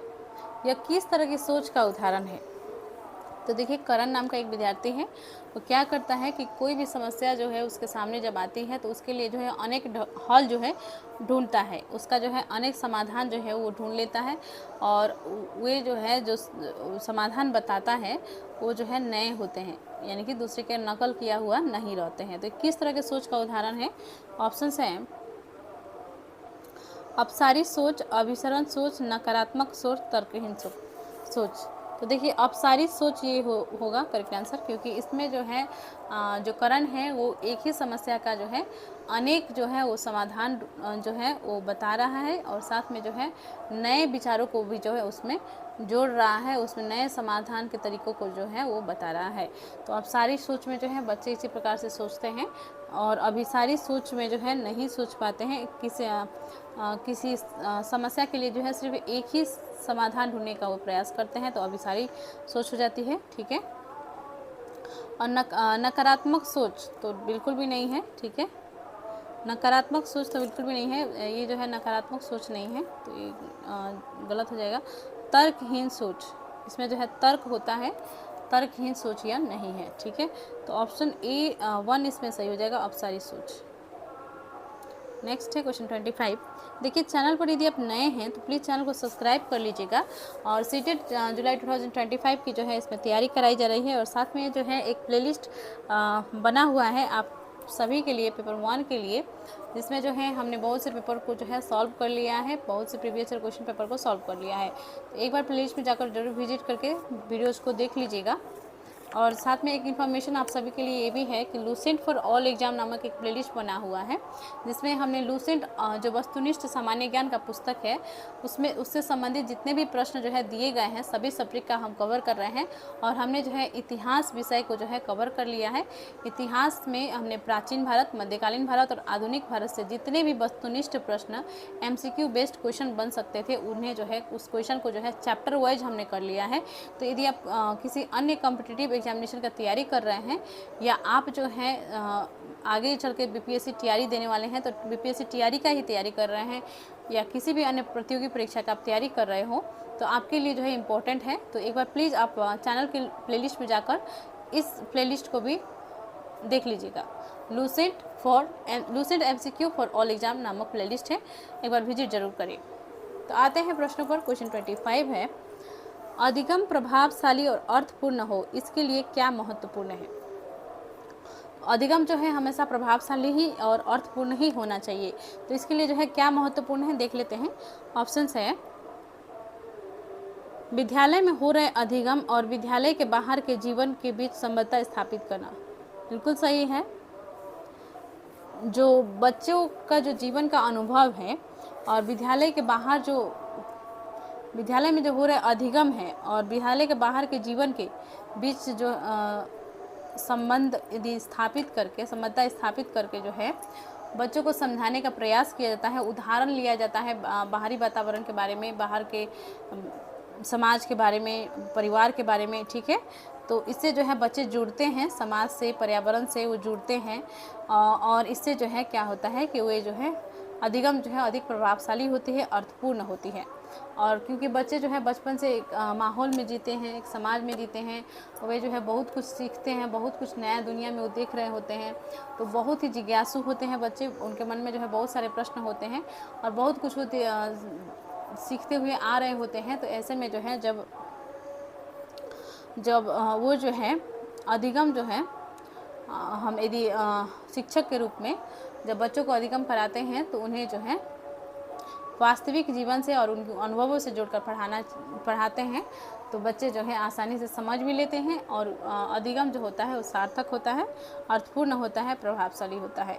तो ऑप्शन 1 इसमें राइट दिख रहा है। और ऑप्शन से देखा जाए तो देखिए इसमें जो है कूट भी नहीं दिए गए हैं, बस 1 ही राइट होगा। लेकिन देख लेते हैं, विषय सामग्री को इस प्रकार से प्रस्तुत करना जिससे कि विद्यार्थी उस ज्ञान को दैनिक जीवन में प्रयोग करने का प्रयास न कर पाए गलत है, ठीक है। अवधारणाओं को इस तरीक़ा से पढ़ना जिससे कि विभिन्न उप अवधारणाओं को संबद्धता स्थापित न हो सके। तो देखिए ना, देखिए कहीं पे भी तो नेगेटिव ही होता है, ये आप जान लीजिए, और ये भी गलत है, ठीक है। आगे देख लेते हैं, 1 ही सही था। क्वेश्चन 26 है, कक्षा के परिवेश, शिक्षण शास्त्रीय प्रविधियों और आकलन की विधियों का चयन इस प्रकार से करना चाहिए कि वे विद्यार्थियों में डैश के उन्नयन को सुनिश्चित कर सके। तो देखिए, कक्षा के परिवेश, शिक्षण शास्त्रीय प्रविधियां और आकलन के विधियों का चयन इस प्रकार से करना चाहिए कि विद्यार्थियों में डैश के उन्नयन को सुनिश्चित कर सके। तो ऑप्शंस हैं जिज्ञासा, अरुचि, प्रतियोगिता, कंठस्थीकरण। तो देखिए जिज्ञासा इसमें करेक्ट आंसर हो जाएगा। कक्षा का जो है परिवेश कुछ इस प्रकार से होना चाहिए, और वहाँ जो है जो आकलन का जो है आपकी विधि है, एक शिक्षक के रूप में जब आप विद्यार्थियों का आकलन कर रहे होते हैं, जो आपकी विधि है और शिक्षण शास्त्रीय जो प्रविधियाँ हैं, जो शिक्षण देने का जो तरीका है, ये सभी जो है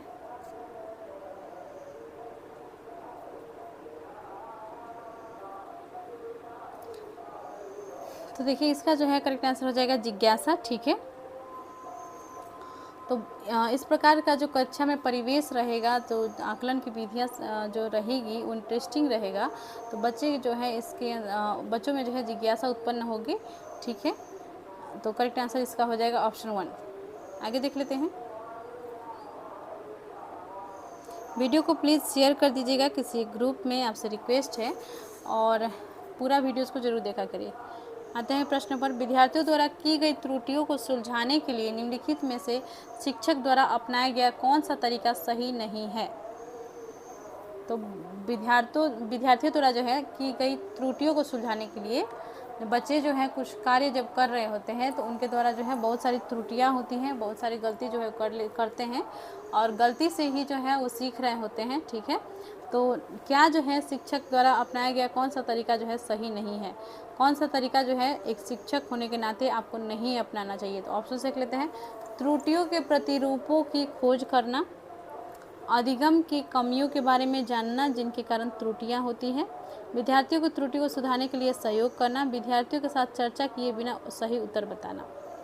तो देखिए इसका जो है ऑप्शन 4 जो है इसका करेक्ट हो जाएगा, क्योंकि तरीका सही नहीं है पूछा गया है। तो सही तरीका यही नहीं है कि आपने जो है त्रुटियों, जो बच्चा ने गलती किया उसकी गलती के बारे में आपने कोई उससे चर्चा भी नहीं की, और आपने जाकर जो है उसका सुधार कर दिया, और बच्चा जानता भी नहीं है कि कैसे हो गया। अब जैसे कि है कि छोटा बच्चा जो है जोड़ कर रहा है, तो जोड़ में जो है 2+2 वो कर रहा था, 2+2 उसने 5 लिख दिया।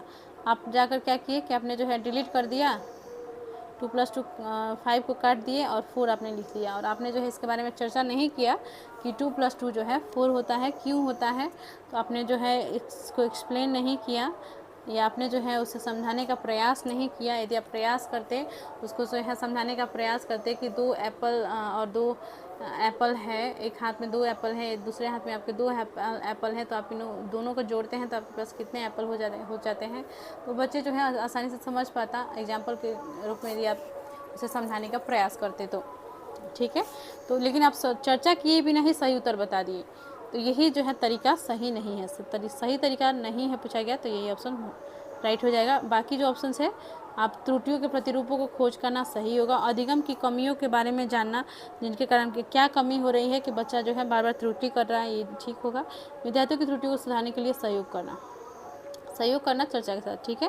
तो ऑप्शन 4 इसमें राइट है, ऑप्शन 4 राइट है।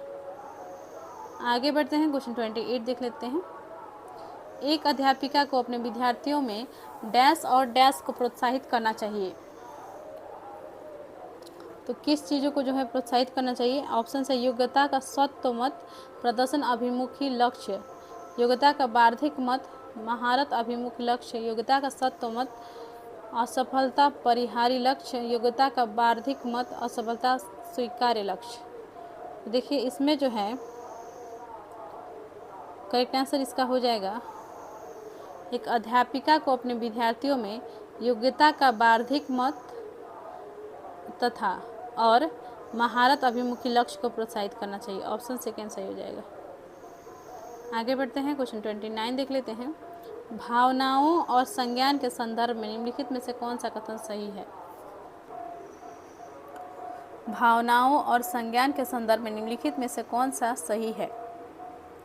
अत्यधिक दबाव समस्याओं को सुलझाने के कौशल को बढ़ावा देता है। नहीं, ये गलत है, ठीक है।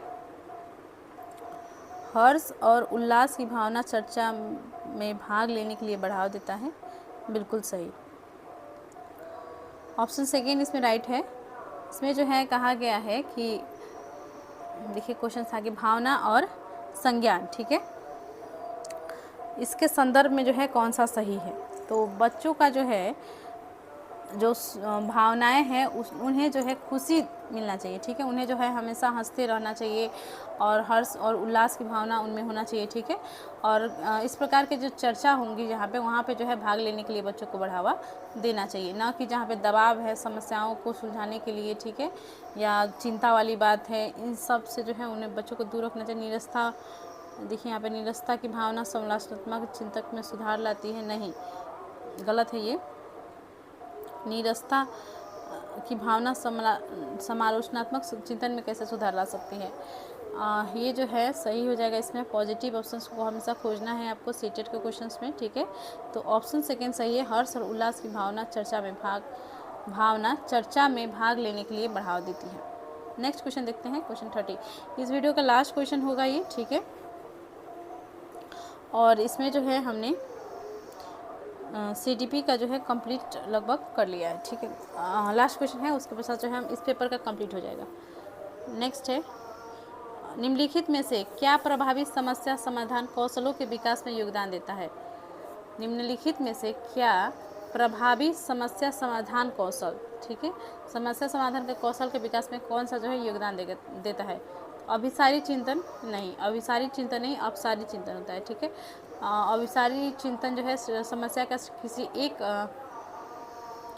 सॉल्यूशन को ढूंढने पर ही जो जोर देता है, तो ये नहीं होगा। स्मरणोपकारी विधियाँ, तो यहाँ पे देखिए ये हो जाएगा समझ बनाना, बिल्कुल सही। निष्क्रिय अनुकरण नहीं। तो यहाँ पे देखिए जो समस्या समाधान के लिए जो है कौशल कौन सा जो है समस्या समाधान के कौशल के विकास में जो है कौन सा योगदान देता है? तो ये हो जाएगा इस आपको जो है स्मरण रखने की क्षमता आप में होना चाहिए, तभी जाकर जो है आप समस्या का समाधान कर सकते हैं। जैसे कि 3 इडियट्स में एक गाना है, आप लोगों ने सुना होगा, जिसमें जो है सॉल्यूशन का पता चला तो क्वेश्चन क्या था पता नहीं। ये आपने ज़रूर सुना होगा, इस सॉन्ग को, बहुत ही फेमस सॉन्ग है।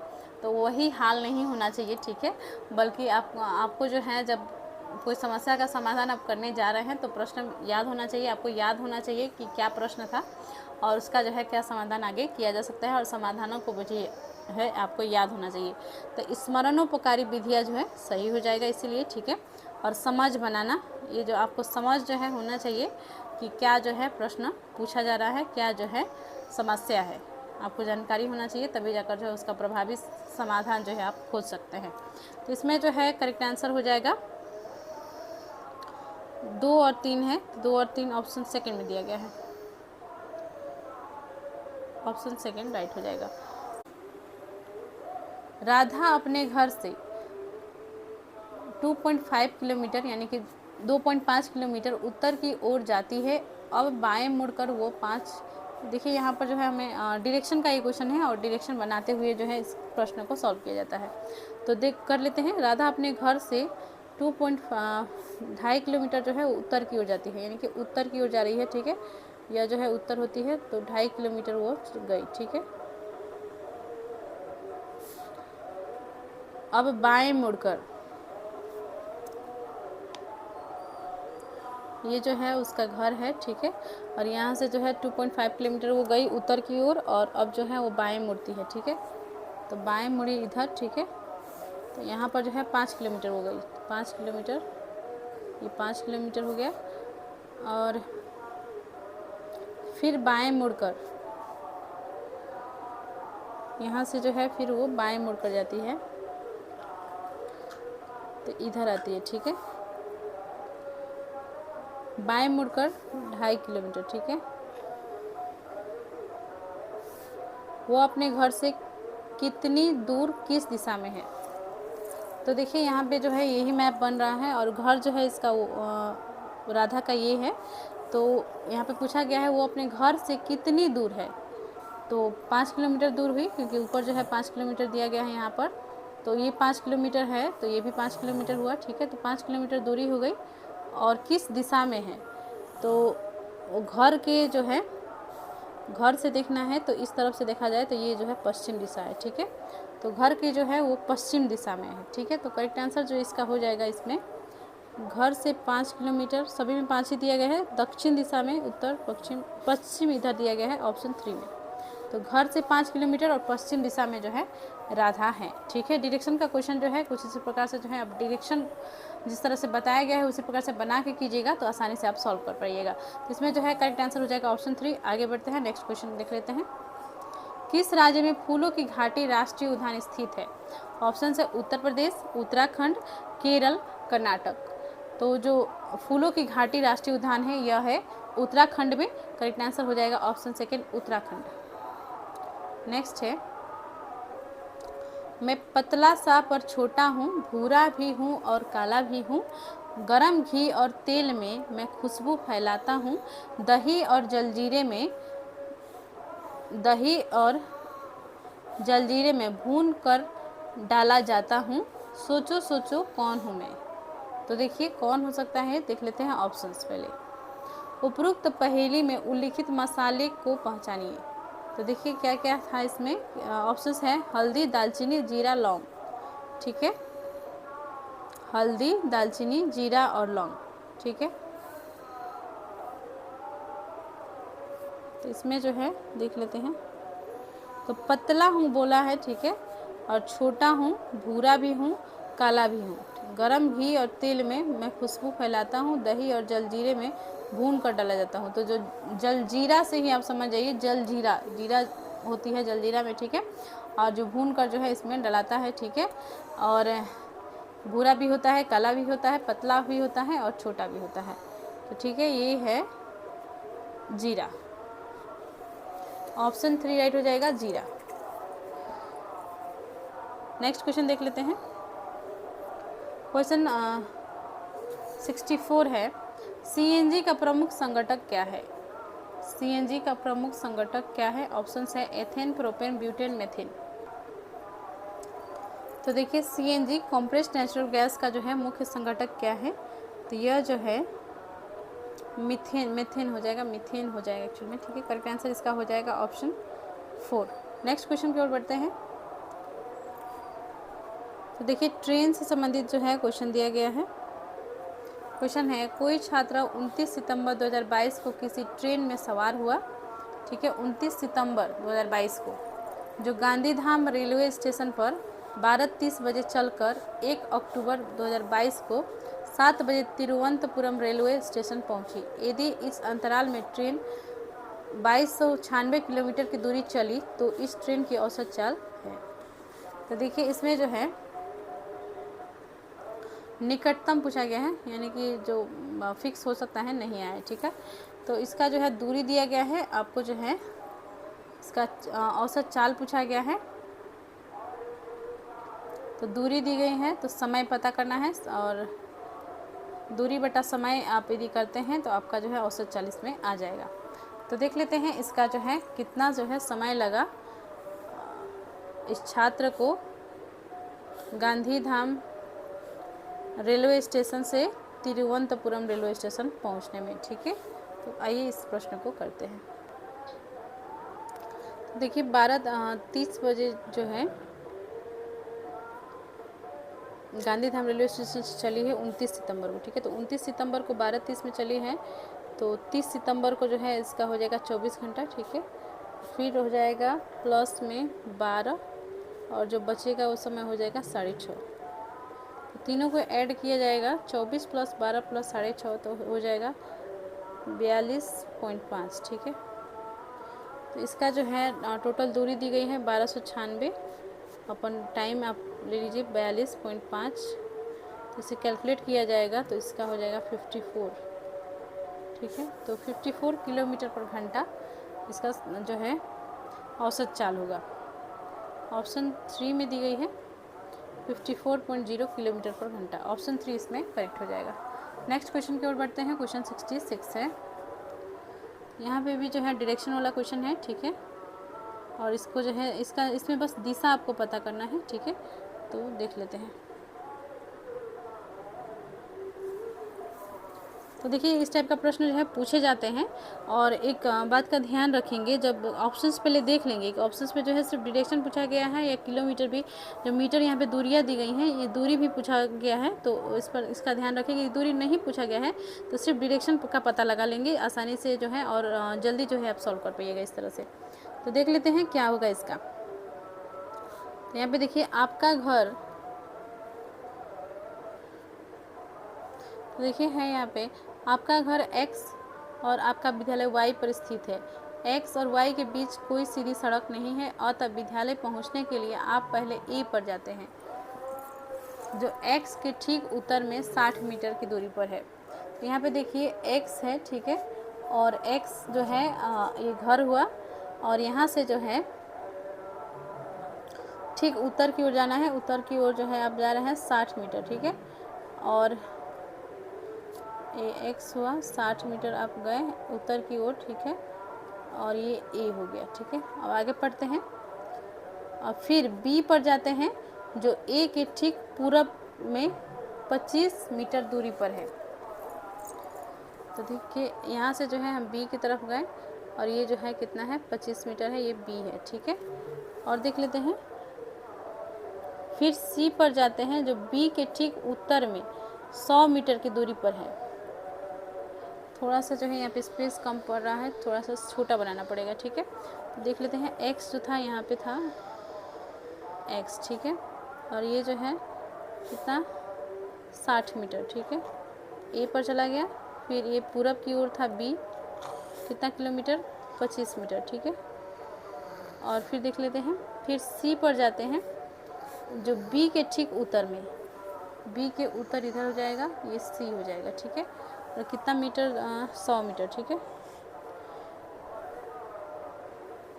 और अंत में आप अपने विद्यालय पहुंचते हैं, जो c के ठीक पश्चिम में 25 मीटर दूरी पर है। यानी c के पश्चिम में जो है ये कितना मीटर दूरी पर है 25 मीटर दूरी पर है। ये जो है बराबर है, ठीक है, 25 मीटर दूरी पर है। तो फिर आपके विद्यालय के सापेक्ष घर की सही दिशा है।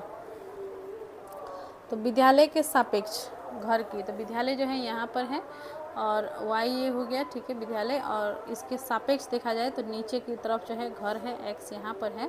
तो ये जो है x है घर, और ये y है विद्यालय, ठीक है। तो यहाँ पे पूछा गया है आपके विद्यालय के सापेक्ष आपके घर की दिशा है।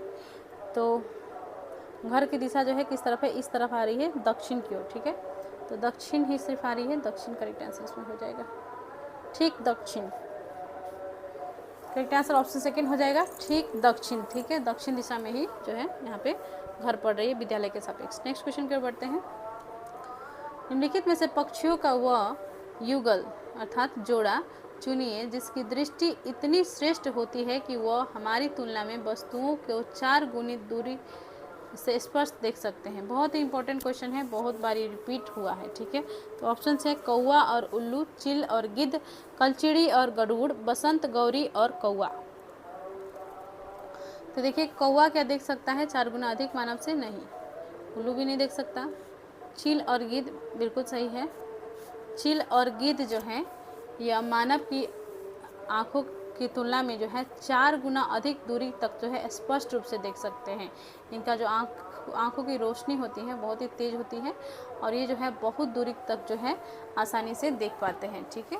तो ये इसमें बाज भी आ जाती है। 3 ऑप्शन जनरली दिए होते हैं, इसमें 2 ही दिए गए हैं।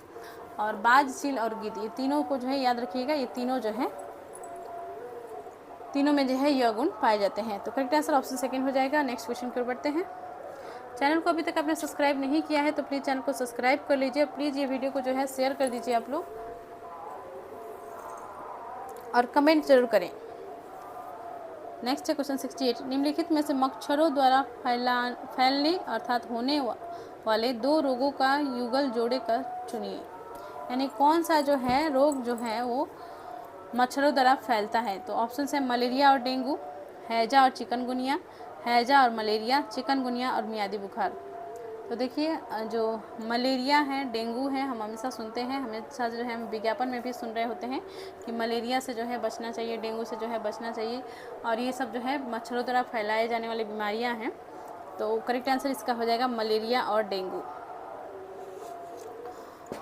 ठीक है, मलेरिया जो है ये किसी एक व्यक्ति को यदि मलेरिया है और उस व्यक्ति को जो है मच्छर काटता है और उसी वो मच्छर यदि जाकर दूसरे किसी जो है व्यक्ति को काट लेता है तो उसे भी जो है मलेरिया हो जाती है। ठीक है, तो फैलाने का काम कौन कर रहा है यहाँ पे? मच्छर। ठीक है, तो मच्छर जो है फैलाने का काम करता है। और डेंगू जो है आपने सुना ही होगा कि ये जो है साफ़ पानी में भी पनपता है, तो साफ़ पानी को भी जो है हमें कहीं पर भी जमा करके नहीं छोड़ना चाहिए।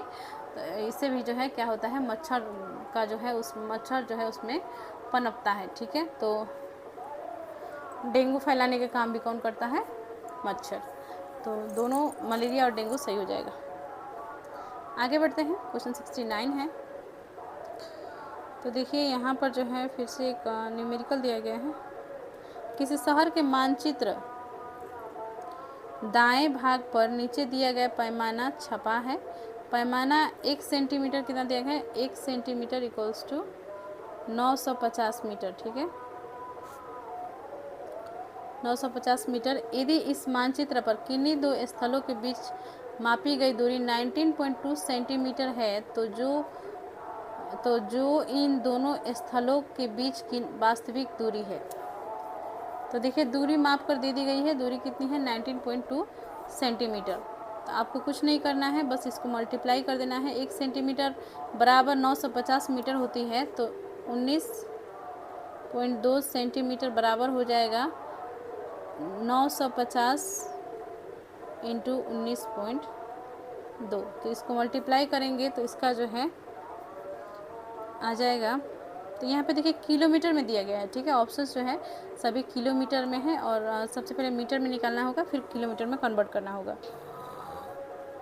तो देखिए 19.2 इंटू 950 आप करते हैं तो आपका आ जाएगा 18,240 मीटर। ठीक है, तो इसको जो है किलोमीटर में यदि कन्वर्ट किया जाए तो इसका आ जाएगा आपका 18.24।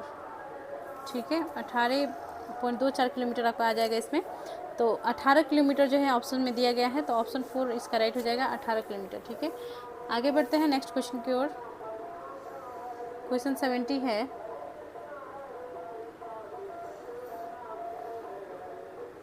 किसी पर्यटक ने किसी राज्य के ग्रामीण क्षेत्र में अधिकांश घरों का नीचे दिए अनुसार विवरण दिया।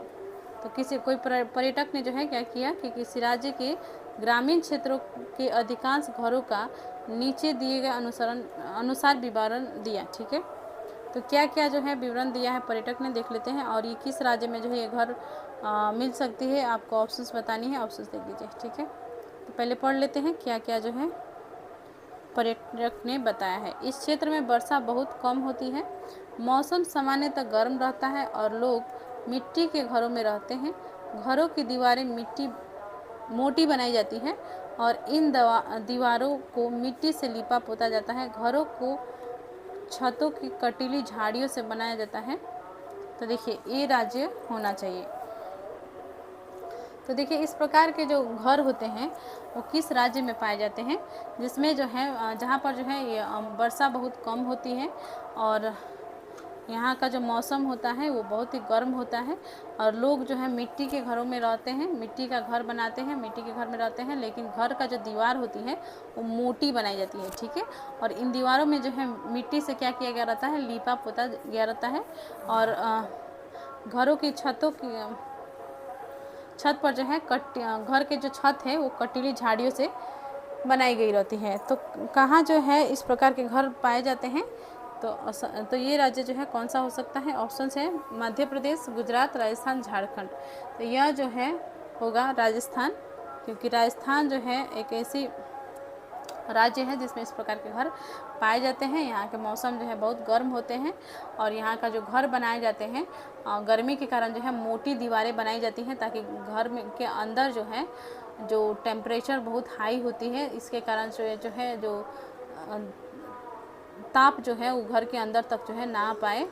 ठीक है, और इससे बचने के लिए, ठीक है, गर्मी से बचने के लिए जो है दीवारें मोटी बनाई जाती है और कटीली झाड़ियों से जो है छत को ढका जाता है। और यहाँ का जो है यहाँ पर जो है वर्षा बहुत कम होती है। ठीक है, तो ये राजस्थान हो जाएगा इसका करेक्ट आंसर। इम्पोर्टेंट क्वेश्चन है, ये बहुत बार रिपीट हुआ है। ठीक है, नेक्स्ट है चार चिनारी एक बहुत प्रसिद्ध पर्यटक स्थल है। यह चारों तरफ से पर्वतों से घिरा है तथा जिस शहर में स्थित है उसका नाम है हैदराबाद, लखनऊ, मैसूर, श्रीनगर। तो देखिए चार चिनारी, यदि आप जानते हैं इसके बारे में, तो यह जो है क्या है, एक बहुत ही प्रसिद्ध पर्यटक स्थल है। तो किस लिए जो है ये फेमस है? यह जो है चारों तरफ से जो है पर्वतों से घिरा हुआ है। ठीक है, तो किस शहर में स्थित है? यह जो है स्थित है श्रीनगर में। करेक्ट आंसर हो जाएगा ऑप्शन 4 श्रीनगर। नेक्स्ट क्वेश्चन की ओर बढ़ते हैं। क्वेश्चन 72 है,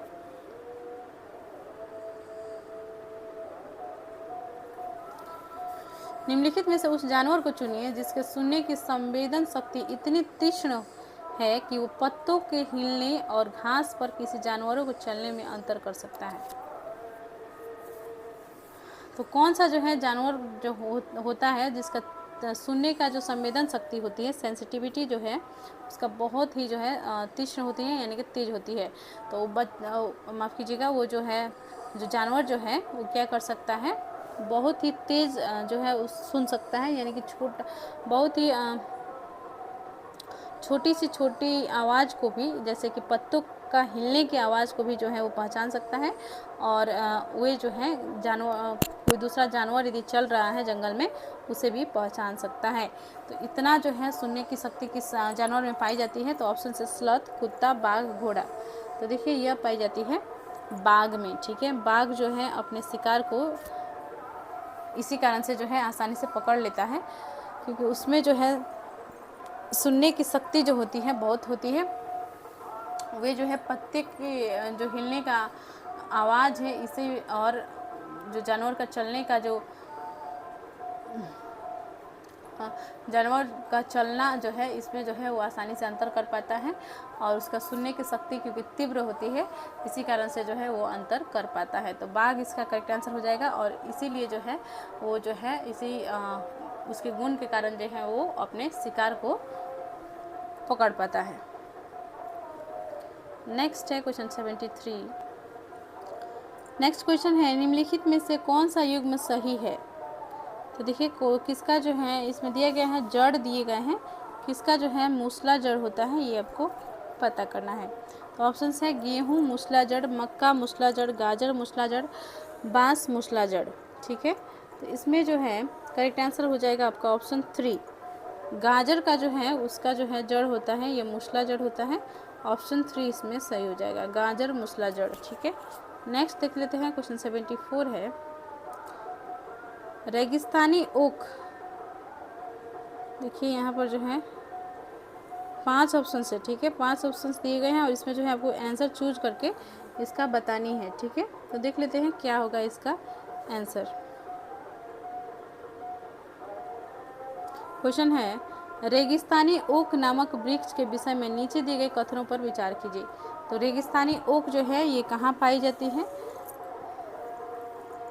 यह जो है ऑस्ट्रेलिया में पाई जाती है। ठीक है,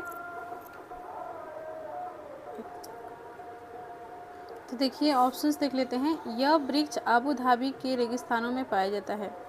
नहीं, आबू धाबी में नहीं पाया जाता है, यह जो है ऑस्ट्रेलिया में पाया जाता है। ठीक है, तो यह इस वृक्ष की ऊंचाई प्रारंभिक विद्यालयों के कमरों की ऊंचाई अर्थात लगभग 4 मीटर होती है। बिल्कुल सही है, इसकी ऊंचाई जो है लगभग 4 मीटर ही होती है। तो ऑप्शन बी सही है। और देख लेते हैं, इस वृक्ष की जड़ें उस गहराई तक जमीन में जाती है जब तक कि भौम जल स्तर तक ना पहुंच जाए। ये भी सही है, क्योंकि अधिकतर जो है आप देखेंगे जो रेगिस्तानी इलाके के जो पेड़ होते हैं वो जो है उनके जड़ें जो है बहुत लंबे होते हैं, वे जो है बहुत गहराई तक जाती हैं पानी के खोज में। ठीक है, पानी के लिए जो है जल को पाने के लिए जो है वो बहुत नीचे तक जो है उनकी जड़ें गई रहती है, और जहाँ तक जो है जहाँ से जो है पानी मिलने लगता है वहीं तक जो है वो रुक जाती है। ठीक है, तो देखा जाए तो जो रेगिस्तानी जो पेड़ होती हैं इसमें जो है ये प्रॉपर्टी पाई जाती है, और इसका भी जो है यह गुण है रेगिस्तानी ओक का। ठीक है, तो ये भी सही है। इसकी जड़ों की लंबाई लगभग ऐसे ही 50 वृक्षों को एक लाइन में एक के बाद दूसरे को एक सिरे से दूसरे सिरों तक जमीन पर लिटा देने के बराबर होती है। नहीं, ये गलत है। होता क्या है ना कि जैसे मैंने अभी भी आपको बताया कि पानी जब तक जो है नहीं मिल जाता है तब तक जो है जड़ें जो है भूमि के अंदर जो है बढ़ती रहती है। ठीक है, जब पानी जब मिलने लगता है तो वहाँ पर जो है रुक जाती है। तो कुछ एग्जैक्ट नहीं कहा जा सकता है। ठीक है, हाइट को मापा जा सकता है कि हाइट जो है लगभग कितना होता है, तो एक प्रारंभिक कक्षा यानी अर्थात कि 4 मीटर के लगभग जो है इसका हाइट होती है। तो ये नहीं होगा। और देख लेते हैं, तो देखिए बी और सी सही था इसमें। ठीक है, और देख लेते हैं ऑप्शन एक और है, शायद ई भी दिया गया है। ई में क्या है, इस वृक्ष पर पत्तियाँ बहुत कम होती है। हाँ, ये बिल्कुल सही है। इस वृक्ष में जो है पत्तियाँ बहुत कम होती है, क्योंकि रेगिस्तानी इलाके में जो है गर्म जो है मौसम होती है वहाँ पे, और अधिकतर जो है वृक्षों में जो है पत्तियाँ कम ही पाई जाती है। तो ये भी सही है। तो बी सी ई सही है इसमें। बी सी ई ऑप्शन 3 में दिया गया है, ऑप्शन 3 राइट हो जाएगा। अगला प्रश्न देख लेते हैं। क्वेश्चन 75 है, निम्नलिखित में से किस राज्य अर्थात संघ शासित क्षेत्र के लोग सरसों के तेल में बनी अर्थात पकी मछली खाना पसंद करते हैं? तो कहाँ के लोग जो है सरसों के तेल में बनी मछली को जो है खाना पसंद करते हैं? तो ऑप्शंस हैं कश्मीर, गोवा, लक्षद्वीप, पुडुचेरी। तो देखिए गोवा जो है, गोवा के लोग जो है नारियल के तेल में बनी जो है मछली जो है खाना पसंद करते हैं। ठीक है, और कश्मीर में जो है सरसों के तेल में। ठीक है, याद रखेंगे कश्मीर के लोग जो है सरसों के तेल में बनी जो है मछली को खाना पसंद करते हैं। ऑप्शन ए राइट हो जाएगा। ऑप्शन 1 राइट है। तो इस वीडियो में जो है हम इतना ही प्रश्न करेंगे। नेक्स्ट वीडियो में जो है जो बचे हुए क्वेश्चन है ईवीएस के पेडागोजी से संबंधित क्वेश्चन है 9 जनवरी 2023 का पेपर का, तो इसे हम कर लेंगे। और इस वीडियो में जो है हमने क्वेश्चन 75 तक कर लिया है। आज हम करने वाले हैं ईवीएस से संबंधित पेडागोजी का क्वेश्चन। तो यदि आप चैनल पर नए हैं तो प्लीज़ चैनल को सब्सक्राइब कर लीजिए, वीडियो को लाइक एंड शेयर कीजिए, कमेंट कीजिए। शुरू करते हैं वीडियो को। तो देखिए क्वेश्चन है, उपाख्यान मूलक अभिलेख प्रयुक्त होते हैं। तो उपाख्यान मूलक जो है अभिलेख क्यों प्रयुक्त होते हैं? तो देखिए 4 ऑप्शंस दिए गए हैं, और इसमें जो है कूट भी दिए गए हैं नीचे। कूट में आपको करेक्ट आंसर बताना है इसमें। ठीक है, तो आंसर देख लेते हैं इसका क्या होगा। तो देखिए बच्चे की रुचियों और संबंधों के क्षेत्र की पहचान करने में। तो देखिए उपाख्यान मूलक जो अभिलेख होता है इससे जो है हम बच्चे की किन चीज़ों में रुचि है ये सब पता जो है करते हैं। तो ये सही हो जाएगा। बच्चों के विषय में निर्णय लेने में नहीं, ये नहीं होगा। समस्याओं की स्थितियों में बच्चे को समाधान प्रदान करने में नहीं। यह जो है एक अभिलेख है जिसमें जो है बच्चा का जो है क्या किन चीज़ों में रुचि है, क्या जो है उसके अंदर क्षमताएं हैं, क्या उनके अंदर कमी है, ये सभी देखा जाता है, ना कि उनके समस्याओं का जो है समस्या समाधान करने में कोई उन्हें मदद दी जाती है। तो ये नहीं होगा। ठीक है, बच्चे की क्षमताओं और कमजोरियों को जानने में बिल्कुल सही। तो जो उपाख्यान मूलक अभिलेख है इसमें जो है बच्चों की क्या रुचियां हैं और बच्चे की क्षमता और कमजोरियों को जो है जानने में ये मदद करता है। तो इसका जो है राइट आंसर हो जाएगा ऑप्शन ए और डी। ए और डी ऑप्शन 4 में दिए गए हैं। तो करेक्ट आंसर इसका जो हो जाएगा ऑप्शन 4 राइट हो जाएगा। नेक्स्ट प्रश्न की ओर बढ़ते हैं। क्वेश्चन 77 है, मसालों का पाठ पढ़ाने से पूर्व आस्था ने अपने कक्षा 4 के शिक्षार्थियों से 2 छोटे प्रश्न पूछे, इसके द्वारा आस्था जानना चाहती थी। तो देखिए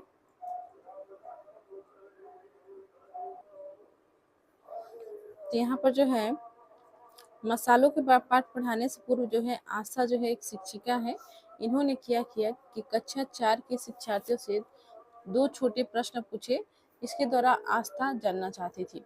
तो देखिए वो जो है क्या जानना चाह रही थी कि उन्होंने जो है बच्चों से प्रश्न पहले ही क्यों पूछा, पाठ पढ़ाने से पहले ही।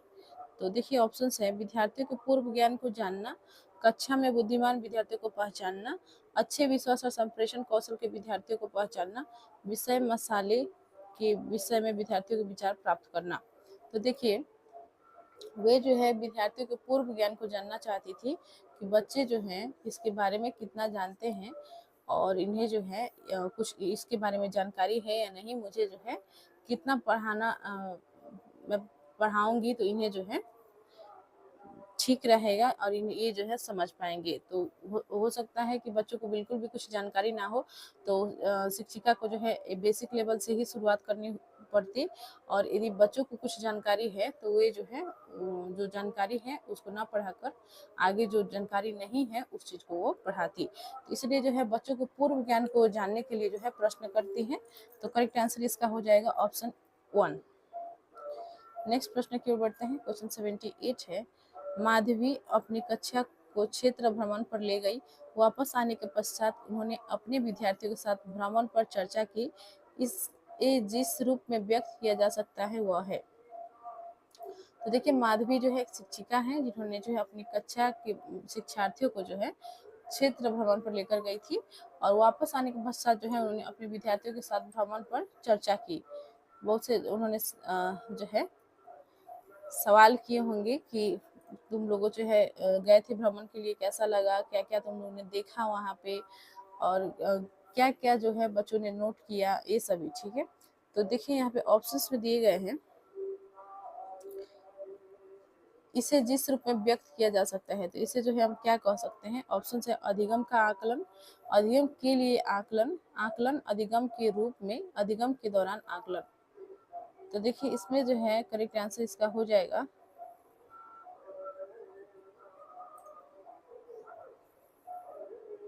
अधिगम के लिए आकलन। ठीक है, अधिगम के लिए जो है आकलन सही हो जाएगा ऑप्शन सेकेंड, क्योंकि बच्चे जो है क्षेत्र भ्रमण पर गए थे और वहाँ जो है वो सीखने के लिए जो है उन्होंने वहाँ पे आकलन किया था। ठीक है, ऑब्जर्वेशन उन्होंने जो है ऑब्जर्व किया, वो गए। मान लीजिए अगर माधवी जो है चिड़ियाघर में बच्चों को लेकर गई थी, तो उन्होंने जो है वहाँ पे जाकर जो है आकलन किया, ऑब्जर्व किया, और ये क्यों ऑब्जर्व किया, क्यों उन्होंने जो है आकलन किया, तो उन्होंने जो है अधिगम के लिए यानी कि लर्निंग करने के लिए कि जानवर जो है किस तरह से रहते हैं, क्या खाते हैं, उनके बच्चे कैसे दिखते हैं, और वे जो है कैसे पर्यावरण में रहते हैं, ये सभी जानने के लिए, अधिगम करने के लिए जो है उन्होंने आकलन किया। ठीक है, तो करेक्ट आंसर इसका हो जाएगा ऑप्शन सेकंड, अधिगम के लिए आकलन।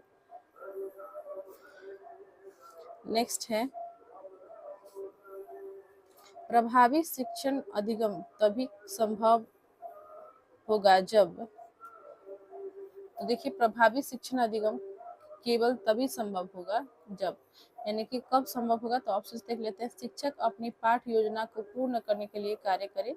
क्या शिक्षक को जो है अपनी पाठ योजना को पूर्ण करने के लिए ही बस पढ़ाना चाहिए, तभी क्या जाकर जो शिक्षण जो है प्रभावी होगा? नहीं, ये गलत है। ठीक है, नेक्स्ट है, शिक्षक विद्यालय आदेश का पालन करने के लिए कार्य करे। शिक्षक को जो है बस विद्यालयों में जो नियम बनाए गए हैं उसे पालन करना ही उसका जो है वे जो है बस पालन करने के लिए ही जो भी वो अधिगम करा रही हैं या करा रहे हैं, तो नहीं, ये भी गलत हो जाएगा। ठीक है, शिक्षक अपने सहयोगियों के निर्देशों पर क्रियाकलाप आधारित अधिगम के लिए पाठ योजना को संपादित करें।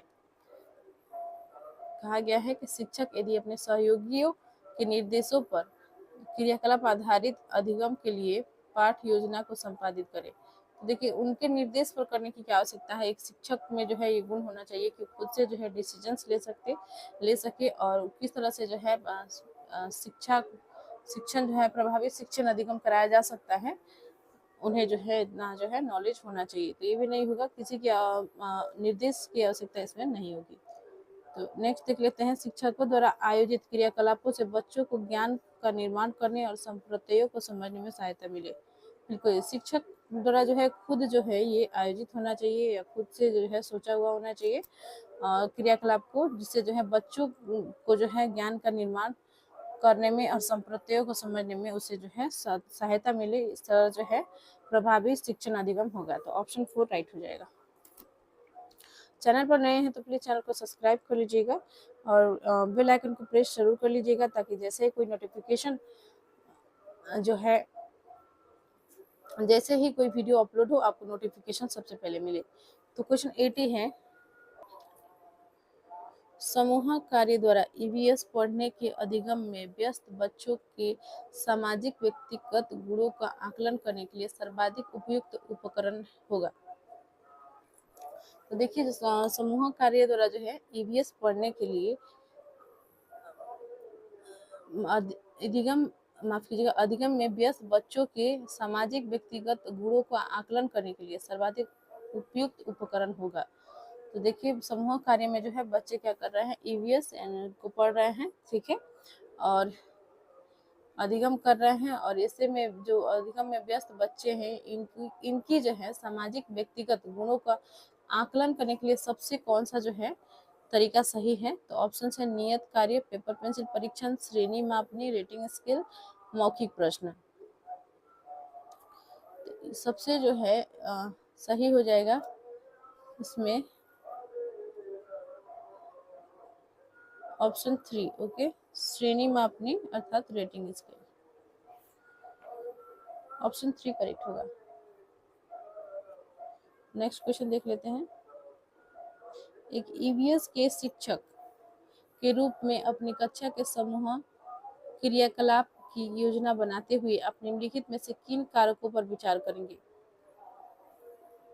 तो देखिए आप एक ईवीएस के शिक्षक हैं और अपनी कक्षा के समूह क्रियाकलाप की योजना आप बना रहे हैं, ठीक है, और आप निम्नलिखित में से किन कारकों पर जो है विचार करेंगे। तो ऑप्शन है बच्चों की अभिरुचि जगाना, प्रकृति की समावेशी, मूल्य प्रभावी, केवल बाहर संचालित की जा सकती है। तो देखिए यहाँ पे जो है कूट में दिए गए हैं प्रश्न, ऑप्शंस दिए गए हैं, इसे जो है आपको आंसर इसमें बतानी है, ठीक है। तो इसका जो है देख लेते हैं क्या होगा।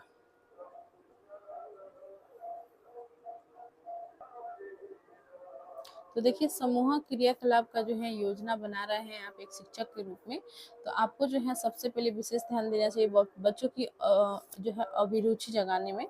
तो जो भी आप क्रियाकलाप कराना चाहते हैं उसमें जो है बच्चे जो है इंटरेस्ट से करेंगे, रुचि के साथ जो है करेंगे, तो इससे जो है कार्य सफल होगा और सबको जो है जो जो भी आप करेंगे वो जो है और इंटरेस्टिंग हो जाएगा और सबको जो है इसमें मजा आएगा। तो ऑप्शन ए सही है।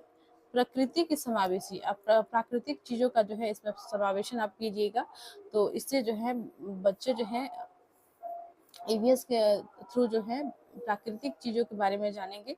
जैसे आप जो है फूल का प्रयोग कर रहे हैं और जैसे आप जो है पत्तों का प्रयोग कर रहे हैं, इस प्रकार से जो है अब समूह क्रियाकलाप इन सभी चीजों को प्रयोग करके कर रहे हैं, तो ये जो है प्रकृति का जो है समावेशन हो गया, ठीक है। तो ये भी हो जाएगा। मूल्य प्रभावी, ये भी सही है।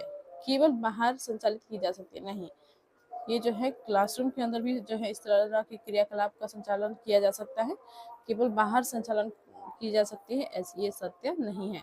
तो देखिए ABC इसमें सही दिया गया है।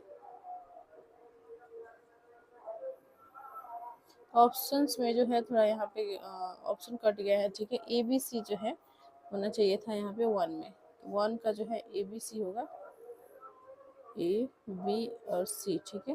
तो राइट आंसर जो होगा 1 हो जाएगा, ABC। नेक्स्ट क्वेश्चन पर बढ़ते हैं, क्वेश्चन 82 देख लेते हैं।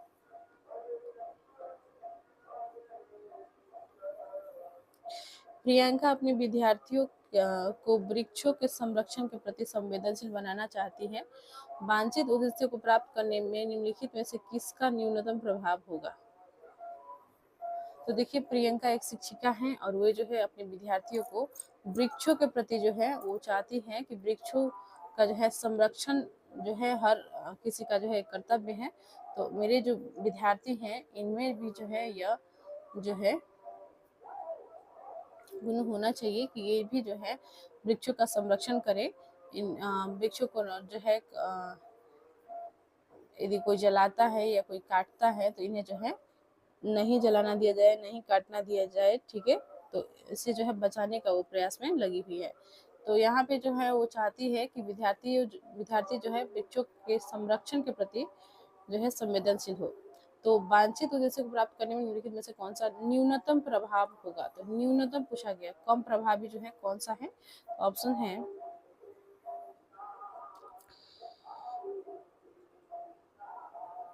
विद्यार्थियों को एक वृक्ष रोपने और उसकी देखभाल करने के लिए प्रेरित करना। तो देखिए, इसमें जो क्वेश्चन में जो पूछा गया है उसमें पूछा गया है कम प्रभावी, ठीक है। तो कम प्रभावी जो है होगा, तो यानी कि जो नेगेटिव है ऑप्शन उसे हम लोग को इसमें देखना है, ठीक है। तो देखिए, विद्यार्थियों को एक वृक्ष रोपने के लिए कहना है, यानी कि आप वृक्षारोपण के लिए कह रही हैं और उन्हें देखभाल करने के लिए भी जो है प्रेरित कर रहे हैं। इससे जो है क्या होगा कि बच्चों को जो है पेड़ पौधों से जो है प्रेम होगा, उन्हें जो है उनका जो है वो संरक्षण करेंगे, रक्षक बनेंगे, ठीक है। तो ये सही ये जो है इसमें नहीं होगा क्योंकि कम प्रभावी पूछा गया है। वन संरक्षण पर एक भूमिका निर्वहन आयोजित करना। यदि आप जो है एक रोल प्ले कर रहे हैं, आप भूमिका निर्वहन का आयोजित कर रहे हैं शिक्षक के रूप में, बच्चों के समूह आपने बना लिया और आप जो है बच्चों से कह रहे हैं कि इस टॉपिक पर जिसमें जो है हम दिखा रहे हैं कि वृक्ष को जो है नहीं काटने दिया जा रहा है या बहुत सारे जो है वृक्षों को जो है रोपा जा रहा है, तो ये सभी दिखाया जाता है, ठीक है। तो ये जो है वन संरक्षण पर एक भूमिका निर्वहन जो है आयोजित किया जाता है। तो ये बहुत ही अच्छी बात होती है, लेकिन ये जो है कम प्रभावी नहीं होगा।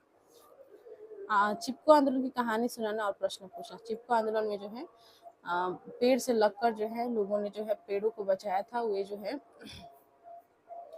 उन्होंने कहा था कि पेड़ को जो है काटने नहीं दिया जाएगा और सुंदरलाल बहुगुणा ने जो है इसकी नेतृत्व की थी, ठीक है, चिपको आंदोलन की।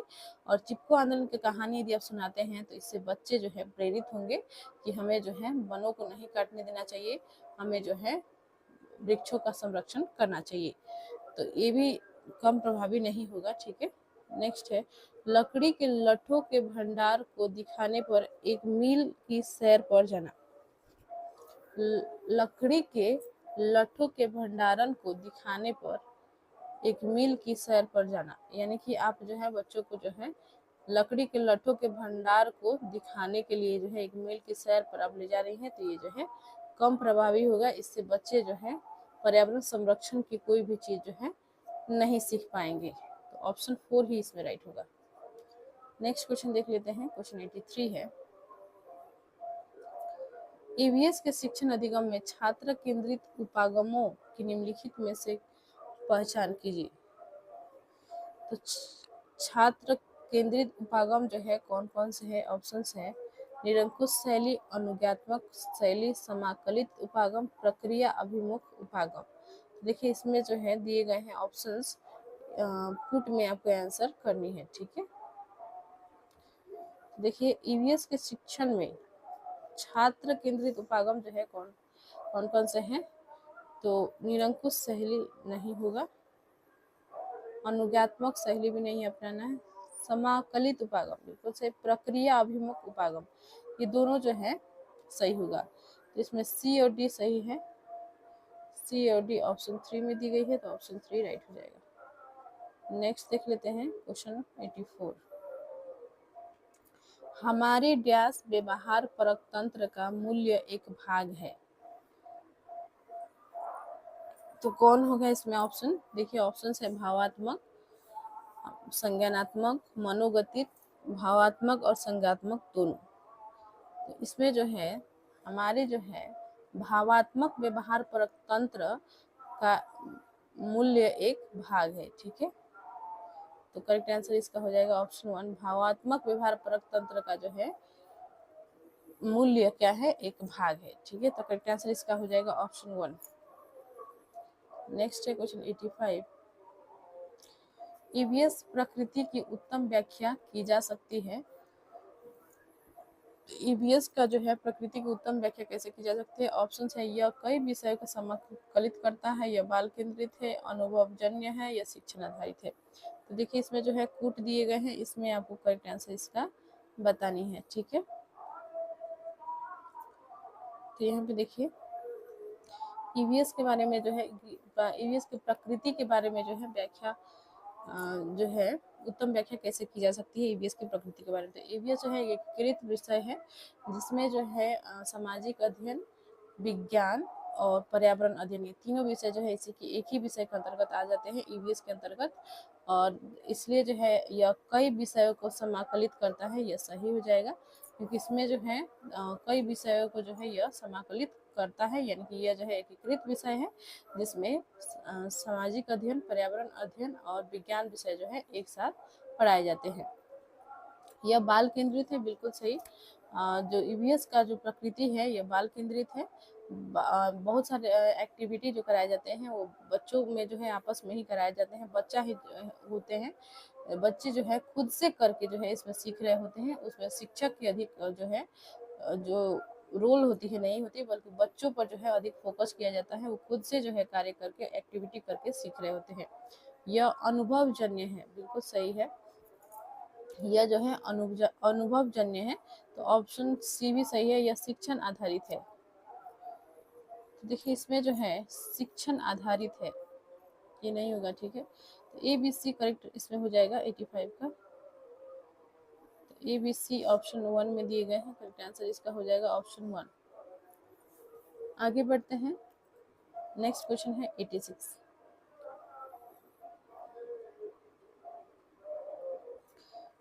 नीचे दिए गए शब्दों में से कम ऐसे 3 शब्दों अर्थात विकल्पों का चयन कीजिए जो पर्यावरण की व्याख्या करते हैं। तो कौन से जो है यहाँ पे 4 ऑप्शन दिए गए हैं जिसमें से 3 शब्दों को चूज करना है। ठीक है, जो पर्यावरण की व्याख्या करता है। तो ऑप्शंस हैं वनस्पति जात और प्राणी जात, जैविक एवं अजैविक, सामाजिक एवं सांस्कृतिक, रचनात्मक एवं जिज्ञासु। ठीक है, तो ये 4 जो है ऑप्शंस दिए गए हैं। तो किस प्रकार की जो है पर्यावरण जो है कौन जो है पर्यावरण की व्याख्या करते हैं, इसे चूज कर लेते हैं। तो पर्यावरण की व्याख्या जो करते हैं वो वनस्पति जात और प्राणी जात हो जाएंगे, जैविक और अजैविक घटक इसमें पाए जाते हैं, सामाजिक और सांस्कृतिक भी जो है पाए जाते हैं। ठीक है, तीनों हो जाएगा। रचनात्मक एवं जिज्ञासु जो है पर्यावरण का ये जो है गुण नहीं है, बल्कि ये जो है व्यक्ति का गुण है कि बच्चे जो है रचनात्मक होते हैं, जैसे कि जिज्ञासु होते हैं। ठीक है, और पर्यावरण में जो है ये तीनों गुण पाए जाते हैं, वनस्पति जात, प्राणी जात, अजैविक, जैविक, सामाजिक, सांस्कृतिक। तो ए बी सी राइट है, ऑप्शन सेकेंड इसमें करेक्ट हो जाएगा, ए बी सी। नेक्स्ट प्रश्न देख लेते हैं, क्वेश्चन 87 है। ईवीएस के शिक्षण अधिगम प्रक्रम में कक्षा के बाहर वास्तविक जीवन के अनुभवों से कक्षा के अनुभवों को जोड़ना सर्वाधिक संकेत करता है। तो देखिए ईवीएस पढ़ाने के दौरान जो है शिक्षक या शिक्षिका यदि जो है बाहर का जो जीवन है, वास्तविक जीवन है, उसी के साथ जो है बच्चों के अनुभवों के साथ जो है जोड़कर जो है शिक्षा यदि दे रही हैं या दे रहे हैं, तो इससे जो है बच्चे बहुत आसानी से समझते हैं। ठीक है, तो इसमें जो है पूछा गया है कि ईवीएस के शिक्षण अधिगम प्रक्रम में कक्षा के बाहर वास्तविक जीवन के अनुभवों से कक्षा के अनुभवों को जोड़ना सर्वाधिक संकेत करता है। तो ऑप्शन है पाठ्यचर्या के क्षेत्र से बाहर जाना, विशिष्ट स्तर से बाहर जाना, पाठ्य पुस्तकों से बाहर जाना, विद्यार्थियों के स्तर के बाहर जाना। तो देखिए इसका जो है राइट आंसर इसमें हो जाएगा ऑप्शन 3, पाठ्य पुस्तकों से बाहर जाना। लेकिन ये जो है पॉजिटिव होता है कि आप पाठ्य पुस्तक में ही जितना दिया गया है उतना ना पढ़ाकर आप जो है वास्तविक जीवन से जोड़कर जो है एक शिक्षक के रूप में जो है आप बच्चों को पढ़ा रहे हैं तो ये जो है पॉजिटिव माना जाता है, ठीक है। और ऐसा जो है शिक्षण हर एक शिक्षक को जो है इस प्रकार से पढ़ाना चाहिए कि वे जो है बाहरी दुनिया को और बच्चों के जो अनुभव है पहले से उससे जोड़कर जो है उन्हें समझाने का प्रयास करना चाहिए। तो ऑप्शन 3 राइट है। नेक्स्ट क्वेश्चन पर बढ़ते हैं। कक्षा 5 की ईवीएस पाठ्यपुस्तक के कुछ पाठों में सर्वे और लिखो सम्मिलित किया गया है, इसका उद्देश्य है। तो जो ईवीएस की पाठ्यपुस्तक है इसमें जो है वहाँ पे सर्वे और लिखो नाम का जो है टॉपिक टाइप का होता है, वहाँ पे इसे जो है सम्मिलित किया गया था। इसके पीछे क्या उद्देश्य थे? ऑप्शन है विद्यार्थियों को खोजने और सीखने का अवसर देना, विद्यार्थियों को अनुभव देना, विद्यार्थियों के प्रयोग कौशल को बेहतर बनाना, विद्यार्थियों के सामान्य जागरूकता को बेहतर बनाना। इसका जो है उद्देश्य है विद्यार्थियों को खोजने एवं सीखने के अवसर देना। ऑप्शन 1 सही हो जाएगा, ठीक है। विद्यार्थियों को जो है खोजने और सीखने का जो है अवसर प्रदान करना, ऑप्शन 1 सही है। नेक्स्ट है क्वेश्चन 89। निम्नलिखित में से कौन ईवीएस की प्रभावशाली युक्ति है? ऑप्शंस है व्याख्यान, प्रायोगिक, भूमिका निर्वहन, प्रदर्शन। तो देखिए व्याख्यान में जो है सिर्फ एक लेक्चर देना होता है, शिक्षक आते हैं लेक्चर देकर चले जाते हैं, तो ये नहीं होगा, ठीक है। प्रायोगिक भी नहीं होगा। भूमिका निर्वहन जो है या प्रदर्शन से भी जो है सही होता है भूमिका निर्वहन, ठीक है। तो ऑप्शन 3 जो है सही है। इसमें जो है आप कोई भी टॉपिक पर जो है रोल प्ले करा रहे हैं, भूमिका निर्वहन करा रहे हैं, आप जो है नाटक के तौर पर जो है बच्चों से जो है समूह बनाकर आप कह रहे हैं कि आप जो है ये रोल प्ले करना, आप जो है ये रोल प्ले करना। जैसे कि वृक्षों का संरक्षण के लिए जो आपने एक टॉपिक ले लिया और इसी विषय पर जो है बच्चों को रोल प्ले आप करा रहे हैं, भूमिका निर्वहन इसमें करा रहे हैं। तो कोई जो है पेड़ को बचाने का प्रयास कर रहा है, कोई जो है पेड़ काटने आया हुआ है। तो इस प्रकार से जो है आप भूमिका निर्वहन कराकर बच्चों को जो है पेड़ों के प्रति जो है संवेदनशील बना सकते हैं।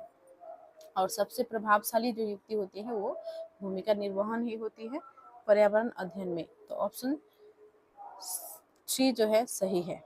नेक्स्ट है क्वेश्चन 90। नए विषय सीखने हेतु ईवीएस के शिक्षण अधिगम के जिस उपागम में विभिन्न कौशलों का उपयोग होता है वह है।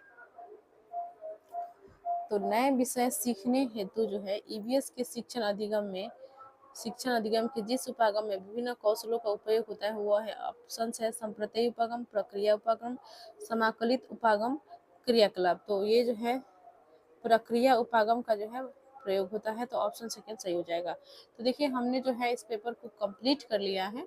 तो 30 जनवरी 2023 का जो पेपर था इससे संबंधित जितने भी प्रश्न थे हमने इसे जो है यूसीडीपी के और ईवीएस के क्वेश्चंस को हमने कंप्लीट कर लिया है। और इसके बाद जो है हम और भी जो है नेक्स्ट पेपर का वीडियोस लेकर आएंगे। तो मिलते हैं नेक्स्ट वीडियो में। चैनल को प्लीज़ सब्सक्राइब कर लीजिए, वीडियो को लाइक एंड शेयर कीजिए, कमेंट कीजिए और प्लीज़ प्लेलिस्ट में जाकर एक बार वीडियो जितने भी अपलोड हो गए हैं उन वीडियोस को भी देख ले। सीटेट जुलाई 2025 पेपर 1 नाम का प्लेलिस्ट बना हुआ है आप सभी के लिए। धन्यवाद।